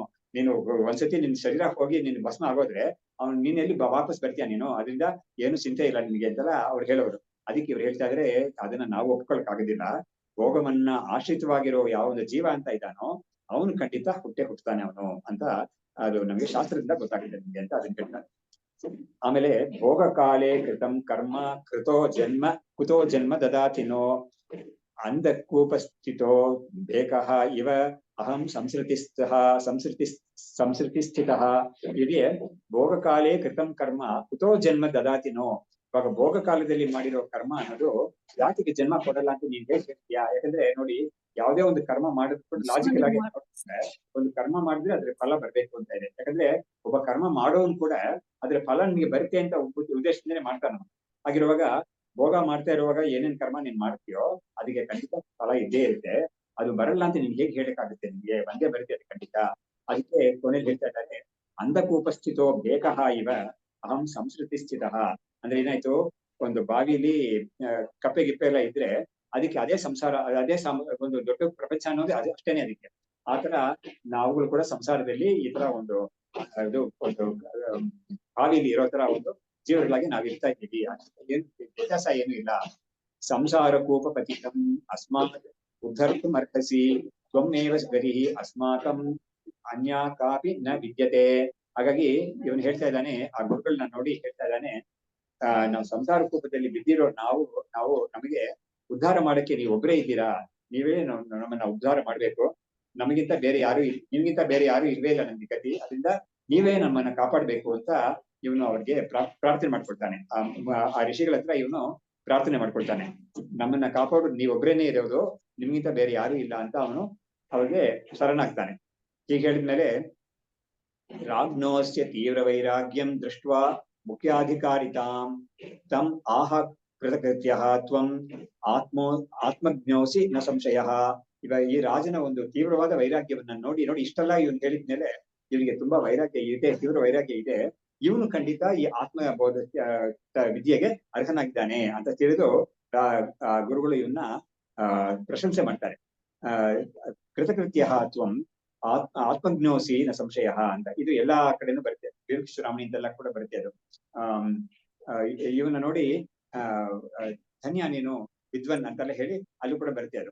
ಹಾಗಾಗಿ ಇದು ಹೇಳಿದ್ರು ಕೂಡ ಆತರ ಹೇಳೋದು ಕೂಡ ಒಂದು ಕಾರಣ ಇದೆ ಅಂತ ಹೇಳ್ತಾರೆ. ಏನು ಅಂತ ಹೇಳಿದ್ರೆ, ಯಾವ ಒಂದು ಮುಮುಕ್ಷು ತೀವ್ರವಾದ ವೈರಾಗ್ಯದ ಸಮೇತ, ಶಮದವಾದಿಗಳ ಸಮೇತ, ವೈರಾಗ್ಯ ಸಮೇತ ಬ್ರಹ್ಮವಿದ್ಯೆ ಬೇಕು ಅಂತ ಒಂದು ಆಚಾರ್ಯರ ಹತ್ರ ಬಂದು ಶರಣಾದಾಗ ಅವ್ರು ಮೊಟ್ಟ ಮೊದಲು ಮಾಡ್ಬೇಕಾದ್ದು ಅವನಿಗೆ ಅಭಯ ಕೊಡ್ಬೇಕು ಅಂತ. ಮಾ ಬೈಷ್ಟ ವಿದ್ವನ್ ತವ ನಾಸ್ತಿ ಅಪಾಯ ಸಂಸಾರ ಸಿಂಧೋ ತರಣೆ ಅಸ್ತಿ ಉಪಾಯ. ಏನೇವ ಯಾತಾಹ ಮುನಿಯೋಸ್ಯ ಪಾರಂ ತಮೇವ ವಿದ್ಯಾಂ ತವ ನಿರ್ದಿಶಾಮಿ ಅಂತ ಹೇಳ್ಬಿಟ್ಟು ವಿವೇಕಶ್ರೀರಾಮಣಿಯಲ್ಲಿ ಬರುತ್ತೆ ಅದು. ಹಾಗಾಗಿ ಮಾ ಬಹಿಷ್ಠ ವಿದ್ವಾನ್ ಅಂತ ಹೇಳ್ಬಿಟ್ಟು ನೀನು ಇದಕ್ಕೆ ಹೆದರ್ಬೇಡ ನೀನು ಖಂಡಿತ ಅಂದ್ರೆ ಅವ್ನಿಗೆ ಹೆದರಿಕೆಯಿಂದ ಬಂದಿದ್ದಾನೆ. ಹೆದರಿಕೆ ಅಂದ್ರೆ ಏನ್ ಹೆದರಿಕೆ? ಅವರು ಇವರು ನೋಡ್ತಾ ಇದ್ದಾರೆ ಮಾಡ್ತಾ ಇರುತ್ತೆ ಆ ಹೆದರಿಕೆ ಅಲ್ಲ, ಈ ಸಂಸಾರದ ಮೇಲೆ ಹೆದರಿಕೆ ಅವನಿಗೆ. ಅಂತ ಒಂದು ಹೆದರಿಕೆ ಅಂದ್ರೆ ಇದು ನಮ್ಮನ್ನ ಈ ತರ ಒಂದು ಕಷ್ಟ ಕೊಡ್ತಾ ಇದೆಯಲ್ಲ ನಮ್ಗೆ ಈ ಸಂಸಾರ ಅನ್ನೋದು, ಇದರಿಂದ ನಾವು ಹೇಗೆ ಪಾರಾಗೋದು ಅಂತ ಒಂದು ಹೆದರಿಕೆ. ಆ ಸಮಯದಲ್ಲಿ ಆತ ಒಂದು ಭಯದಿಂದ ಬಂದಿರೋನಿಗೆ ಇವರು ಅಭಯ ಕೊಡ್ತಾ ಇದ್ದಾರೆ, ಇಲ್ಲ ನೀನ್ ಹೆದರ್ಬೇಡ ಅಂತ ಹೇಳ್ಬಿಟ್ಟು ವಿದ್ವಾನ್ ಅಂತ ಕರೀತಾ ಇದ್ದಾರೆ, ದಡ್ಡ ಅಂತ ಕರೀತಾ ಇಲ್ಲ. ವಿದ್ವಾನ್ ಮಾ ಬಹಿಷ್ಠ ವಿದ್ವಾನ್ ತವ ನಾಸ್ತಿ ಅಪಾಯ, ನಿನ್ಗೆ ಅಪಾಯ ಇಲ್ಲ, ನಿನ್ಗೆ ಸಂಸಾರ ಸಿಂಧೋಹೋ ತರಣೆ ಅಸ್ತಿ ಉಪಾಯ, ಸಂಸಾರ ಸಾಗರವನ್ನ ದಾಟೋದ್ರಲ್ಲಿ ಉಪಾಯ ಇದೆ ಖಂಡಿತ ಅಂತ ಹೇಳ್ಬಿಟ್ಟು ಕೆಲವರೆಲ್ಲ ಹೇಳ್ಬೇಕಾಗುತ್ತೆ. ನೋಡಿ ಇಂಥವ್ರೆಲ್ಲ ಸಂಸಾರದಲ್ಲಿ ಇದ್ದವರು ಅವ್ರು ದಾಟಿ ಹೋಗಿದ್ದಾರೆ ಅಂತ ಅವ್ರನ್ನೆಲ್ಲ ಅವ್ರು ಹೇಳ್ತಾರೆ. ಅವ್ರು ಈ ತರ ಏನೈವ ಯಾತ ಮುನಿಯೋಸ್ಯ ಪಾರಂ, ಯಾವ ಮುನಿಗಳೆಲ್ಲ ಇದಕ್ ಮುಂಚೆ ಯಾರ್ಯಾರು ಇದೆಲ್ಲ ದಾಟಿ ಹೋಗಿದ್ದಾರೋ ಅದೇ ಮಾರ್ಗವನ್ನ ನಿನಗೆ ಉಪದೇಶ ಮಾಡ್ತೀನಿ ನಾನು ಅಂತ ಅವ್ರಿಗೆ ಭರವಸೆ ಕೊಡ್ತಾರೆ. ಇದು ಮಾಡ್ಬೇಕು ಗುರು ಅಂತ ಹೇಳಿ ಒಂದು ನಿಯಮ ಇರೋದ್ರಿಂದ ಇಲ್ಲೂ ಕೂಡ ಇವರು ಅದನ್ನ ಹೇಳ್ತಾರೆ. ತಮಾಹ ಕೃತಕೃತ್ಯ ತ್ವಂ ಆತ್ಮಜ್ಞೋಸಿ ಸಂಶಯ. ಕೃತಕೃತ್ಯ ಅಂತ ಯಾತಕ್ಕೆ ಹೇಳ್ತಾರೆ ಅಂತ ಹೇಳಿದ್ರೆ, ಕೃತಕೃತ್ಯ ಅನ್ನೋ ಶಬ್ದಕ್ಕೆ ಏನಂತ ಅಂತ ಹೇಳಿದ್ರೆ ಕೃತಂ ಕರ್ತವ್ಯಂ, ಕರ್ತವ್ಯಂ ಕೃತಂ ಅಂತ ಅಂದ್ರೆ ಅವ್ನು ಏನೇನ್ ಮಾಡ್ಬೇಕು ಅಂತ ಇದೆಯೋ ಅದನ್ನ ಅವನು ಮಾಡಿ ಆಗಿದೆ. ಹಾಗಾಗಿ ಏನೇನ್ ಮಾಡ್ಬೇಕು ಅಂತ ಇದೆ ಅಂತ ಹೇಳಿದ್ರೆ ಅವನಿಗೆ ಇದು ಅವನು ಒಬ್ಬ ಮನುಷ್ಯನಾಗಿ ಹುಟ್ಟಿ ಬೆಳೀತಾ ಇದ್ದಾನೆ ಅಂತ ಹೇಳಿದ್ರೆ ಅವನು ಇಂಥದೆಲ್ಲ ಮಾಡ್ಬೇಕು ಅಂತ ಇದೆ. ಹಾಗಾಗಿ ಅದೆಲ್ಲ ಮಾಡಿದ್ದಾನೆ. ದೊಡ್ಡವ್ರಿಗೆ ಅವನು ಮರ್ಯಾದೆ ಕೊಡೋದು, ದೊಡ್ಡವ್ರ ವಿಷಯದಲ್ಲಿ ಭಕ್ತಿ ಇಟ್ಕೊಳ್ಳೋದು, ದೇವರ ವಿಷಯದಲ್ಲಿ ಭಕ್ತಿ ಇಟ್ಕೊಳ್ಳೋದು, ಆಮೇಲೆ ನಮ್ಗೆ ಅವರ ಆಶ್ರಮ ಪ್ರಕಾರ ಏನೇನು ಕರ್ಮಗಳು ಹೇಳಿದಾರೋ ಅದೆಲ್ಲ ಮಾಡಿರೋದು, ಇದೆಲ್ಲ ಅವನು ಮಾಡ್ಬೇಕಾದ್ದು. ನೀನ್ ಇದೆಲ್ಲ ಮಾಡಿದ್ಯಾ ನೀನು, ಆದ್ರೆ ಅದೆಲ್ಲ ಯಾಕೆ ಮಾಡಕ್ ಹೇಳಿದ್ದಾರೆ ಅಂತ ಹೇಳಿದ್ರೆ ಇದೆಲ್ಲ ಮಾಡೋದ್ರಿಂದ ಒಂದು ಸಂಸ್ಕಾರ ಉಂಟಾಗುತ್ತೆ. ಹಾಗಾಗಿ ಆ ಸಂಸ್ಕಾರ ಇದೆ ಅನ್ನೋ ವಿಷಯದಲ್ಲಿ ನಿನಗೆ ಆ ಸಂಸ್ಕಾರ ಇದೆ ಅಂತ ನನಗೆ ಗೊತ್ತಾಗ್ತಾ ಇದೆ ಅಂತ ಗುರುಗಳು ಹೇಳ್ತಾ ಇದ್ದಾರೆ. ಹೇಳ್ತಾ ಇದ್ದಾರೆ, ಯಜ್ಞ ದಾನಾದಿ ಕೃತ್ಯಂತೆ ಜಾತಂ ವಿವಿಧಿಶೋದಯಾತ್ ಸಫಲಂ ನ ಪುನಃ ಕರ್ಮ ಕರ್ತವ್ಯಂ ತೇ ಅತ್ರ ವಿದ್ಯತೆ ಅಂತ. ನೋಡಿ ಇವಾಗ ಇಲ್ಲಿ ಹೇಳ್ತಾ ಇರೋ ವಿಷಯ ಏನು ಅಂದ್ರೆ, ಯಜ್ಞದಾನಾದಿ ಕೃತ್ಯಂ, ಯಜ್ಞ ದಾನ ಇದೆಲ್ಲ ನೀನು ಏನೇನ್ ಮಾಡ್ಬೇಕಾಗಿದೆಯೋ ಅದೆಲ್ಲ ನೀನು ಮಾಡಿದ್ಯಾ. ನೀನು ಮಾಡಿದ್ರಿಂದ ಏನ್ ಫಲ ಅಂತ ಹೇಳಿದ್ರೆ ಅದಕ್ಕೆ ಉಪನಿಷತ್ ಹೇಳುತ್ತೆ, ಈ ಯಜ್ಞ ದಾನ ಆಮೇಲೆ ತಪಸ್ಸು ಅಂದ್ರೆ ಉಪವಾಸಾದಿ ತಪಸ್ಸು, ತೀರ್ಥಯಾತ್ರಾದಿ ತಪಸ್ಸು, ಆಮೇಲೆ ವೇದಾಧ್ಯಯನ ಇಂಥದ್ದೆಲ್ಲ ಮಾಡಿದ್ದು ಏನು ಅಂದ್ರೆ ಅದು ಭಾಗವತವಾಗ್ಲಿ ಯಾವುದೇ ಆಗ್ಲಿ ಒಂದು ವಿಷಯಗಳೆಲ್ಲ ಓದಿದ್ದು. ಇದಕ್ಕೆಲ್ಲ ಏನ್ ಪ್ರಯೋಜನ ಅಂತ ಹೇಳಿದ್ರೆ ಒಬ್ಬನಿಗೆ ಅವನಿಗೆ ಆತ್ಮ ವಿಷಯದಲ್ಲಿ ಒಂದು ರುಚಿ ಬರ್ತದೆ ಈ ತರ ಮಾಡೋದ್ರಿಂದ. ನೋಡಿ ಅದರಲ್ಲಿ ಕೂಡ ಲಾಜಿಕ್ ಏನಿದೆ ಅಂತ ಹೇಳಿದ್ರೆ, ನೋಡಿ ಈ ವೇದಾನುವಚನೇನ ಅಂತ ಒಂದು ಅದಕ್ಕೆ ಉಪನಿಷತ್ ಮಂತ್ರ ಪ್ರಮಾಣ. ಅದಕ್ಕೆ ಯಾವುದೋ ಬೃಹದಾರಣ್ಯಕದಲ್ಲಿ ಒಂದು ಮಂತ್ರ ಇದೆ, ತಮೇತಂ ವೇದಾನುವಚನೇನ ಬ್ರಾಹ್ಮಣ ವಿವಿಧಿಷಂತಿ ಯಜ್ಞೇನ ದಾನೇನ ತಪಸಾ ಅನಾಶಕೇನ ಅಂತ ಮಂತ್ರ. ಅದು ತಮೇತಂ ವೇದಾನುವಚನೇನ, ವೇದಾನುವಚನ ಅಂತ ಹೇಳಿದ್ರೆ ವೇದ ಅಧ್ಯಯನ ಅಂತ ಒಂದು, ಸ್ವಾಧ್ಯಾಯ ಅಂತ ಒಂದು, ಆಮೇಲೆ ಯಜ್ಞ ಅಂತ ಒಂದು, ಆಮೇಲೆ ದಾನ ಅಂತ ಒಂದು, ತಪಸ್ ಅಂತ ಒಂದು. ಇದೆಲ್ಲ ಒಬ್ಬ ಯಾರು ಮಾಡಿದಾನೋ, ಸರಿಯಾಗಿ ಆಚರಣೆ ಮಾಡಿದ್ದಾನೋ ಅವನಿಗೆ ಅದರಿಂದ ಅವನಿಗೆ ಆತ್ಮತತ್ವವನ್ನು ತಿಳ್ಕೋಬೇಕು ಅಂತ ಒಂದು ರುಚಿ ಉಂಟಾಗುತ್ತೆ ಅಂತ ಹೇಳ್ತಾ ಇದೆ. ಇದಕ್ಕೂ ಅದಕ್ಕೆ ಏನ್ ಸಂಬಂಧ ಅಂತ ನಾವು ಕೇಳ್ಬೋದು. ಮೊದಲನೇದವರು ವೇದಾನುವಚನ ಅಂತ ಹೇಳಿದವರು. ಅದು ವೇದಾನುವಚನ ಅಂತ ಹೇಳಿದ್ರೆ ಶಾಸ್ತ್ರ ಪ್ರಕಾರ ಒಬ್ಬ ಚಿಕ್ಕ ಹುಡುಗನಾಗಿದ್ದಾಗ ಅವನಿಗೆ ಉಪನಯನ ಮಾಡಿ ಅವನ್ನ ಗುರುಕುಲಿಗೆ ಕಳಿಸಿದಾಗ ಅವನಿಗೆ ಅಲ್ಲಿ ಪಾಠಗಳ ಆಗುತ್ತೆ, ಅವನಿಗೆ ವೇದ ಪಾಠ ಎಲ್ಲ ಆಗುತ್ತೆ ಅವನಿಗೆ. ಅಷ್ಟು ಮಾತ್ರ ಅಲ್ಲ, ಅವನು ಆ ಗುರುಕುಲದಲ್ಲಿ ಎಷ್ಟು ದಿವಸ ಇದ್ದಾನೋ ಅಷ್ಟು ವರ್ಷಗಳಲ್ಲಿ ಅವನು ಈ ವೇದ ಪಾಠ ಮಾತ್ರ ಅಲ್ಲ, ವೇದಕ್ಕೆ ಅರ್ಥವನ್ನು ತಿಳ್ಕೋಬೇಕು, ಅದು ಕೂಡ ಇದೆ. ಅದಕ್ಕೆ ಪೂರಕವಾಗಿ ಕೆಲವೆಲ್ಲ ಹೇಳ್ಕೊಡ್ತಾ ಇದ್ದಾರೆ.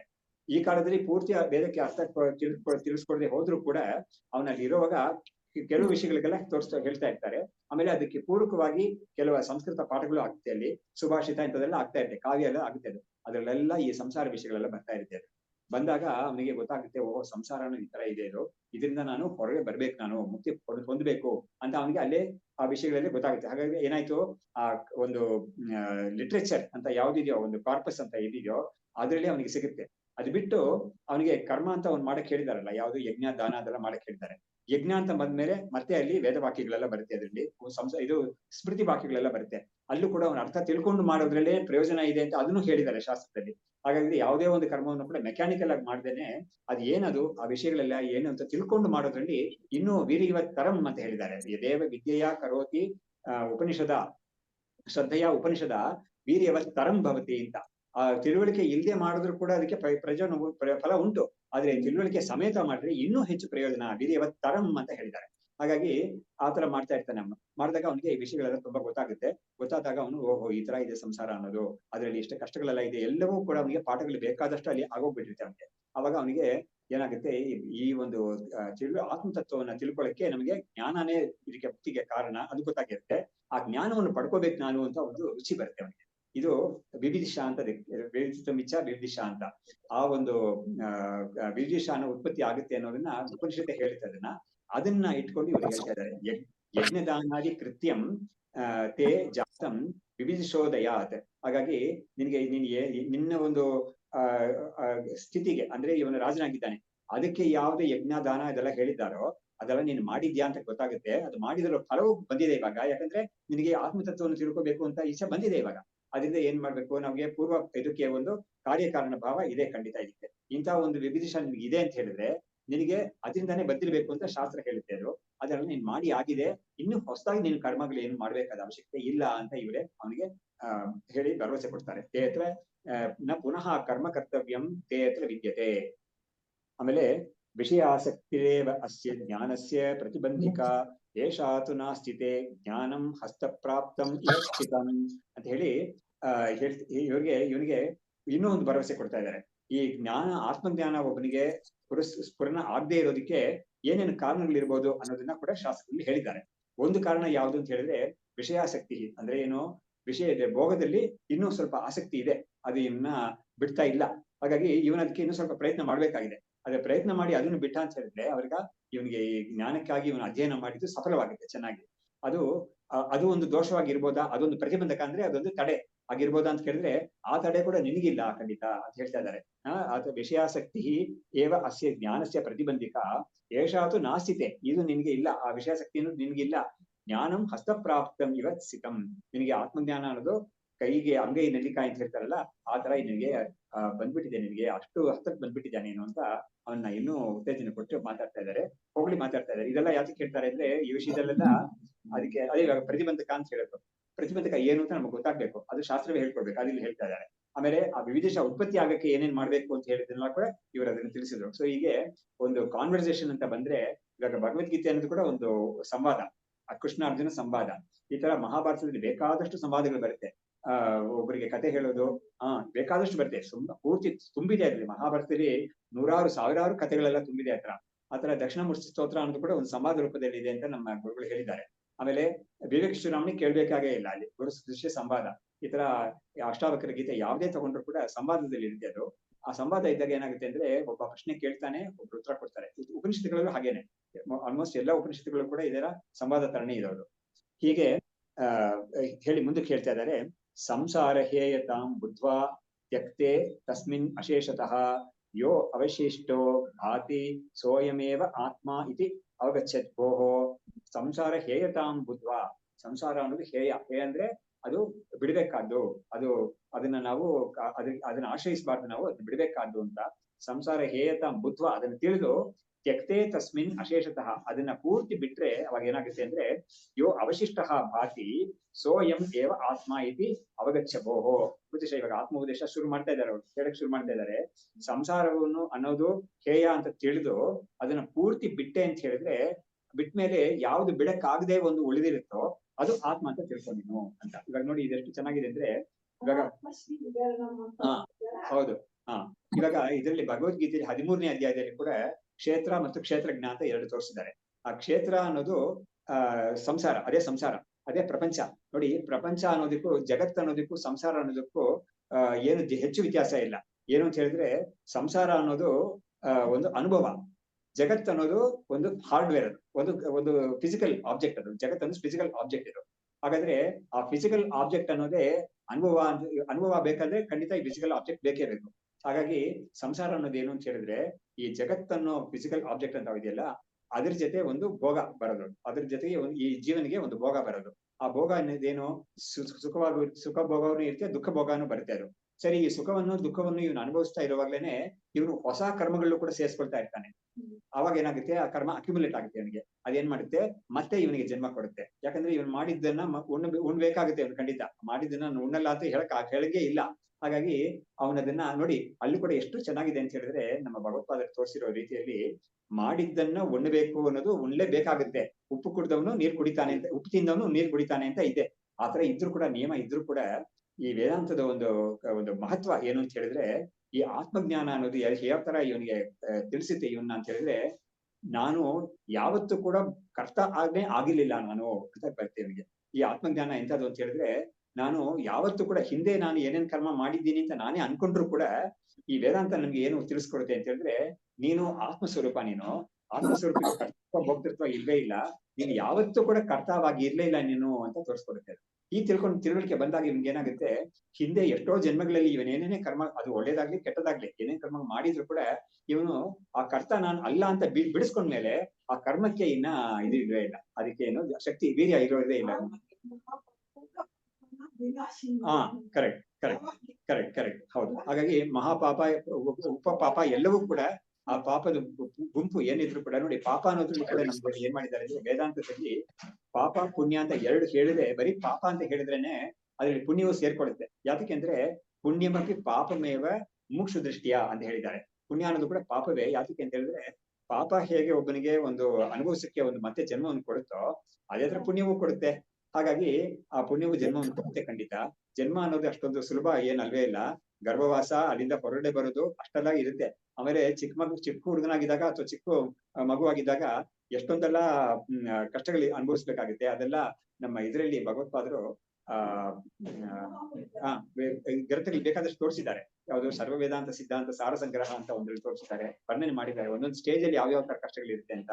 ಆಮೇಲೆ ಈ ಶಿವಾಪರಾಧ ಕ್ಷಮಾಪನ ಸ್ತೋತ್ರ ಅಂತ ಇದೆಯಲ್ಲ, ಅದು ಕರ್ಮ ಪ್ರಸಂಗ ಅಂತ ಬರ್ತಲ್ಲ, ಅಲ್ಲೂ ಕೂಡ ಇದಿದೆ. ಹಾಗಾಗಿ ಮಲಮೂತ್ರದಲ್ಲಿ ಮಲಗಿರ್ಬೇಕಾಗುತ್ತೆ ತಾಯಿ ಗರ್ಭದಲ್ಲಿ. ಆಮೇಲೆ ತಾಯಿ ಗರ್ಭದಿಂದ ಆಚೆ ಬಂದ್ಮೇಲೂ ಕೂಡ ಈ ಮಗುಗೆ ಒಂದು ಸ್ವಂತವಾಗಿ ಒಂದು ಓಡಾಟ ಆಗೋ ತನಕ ಇದೆಲ್ಲ ಇರ್ತಾ ಇರುತ್ತೆ.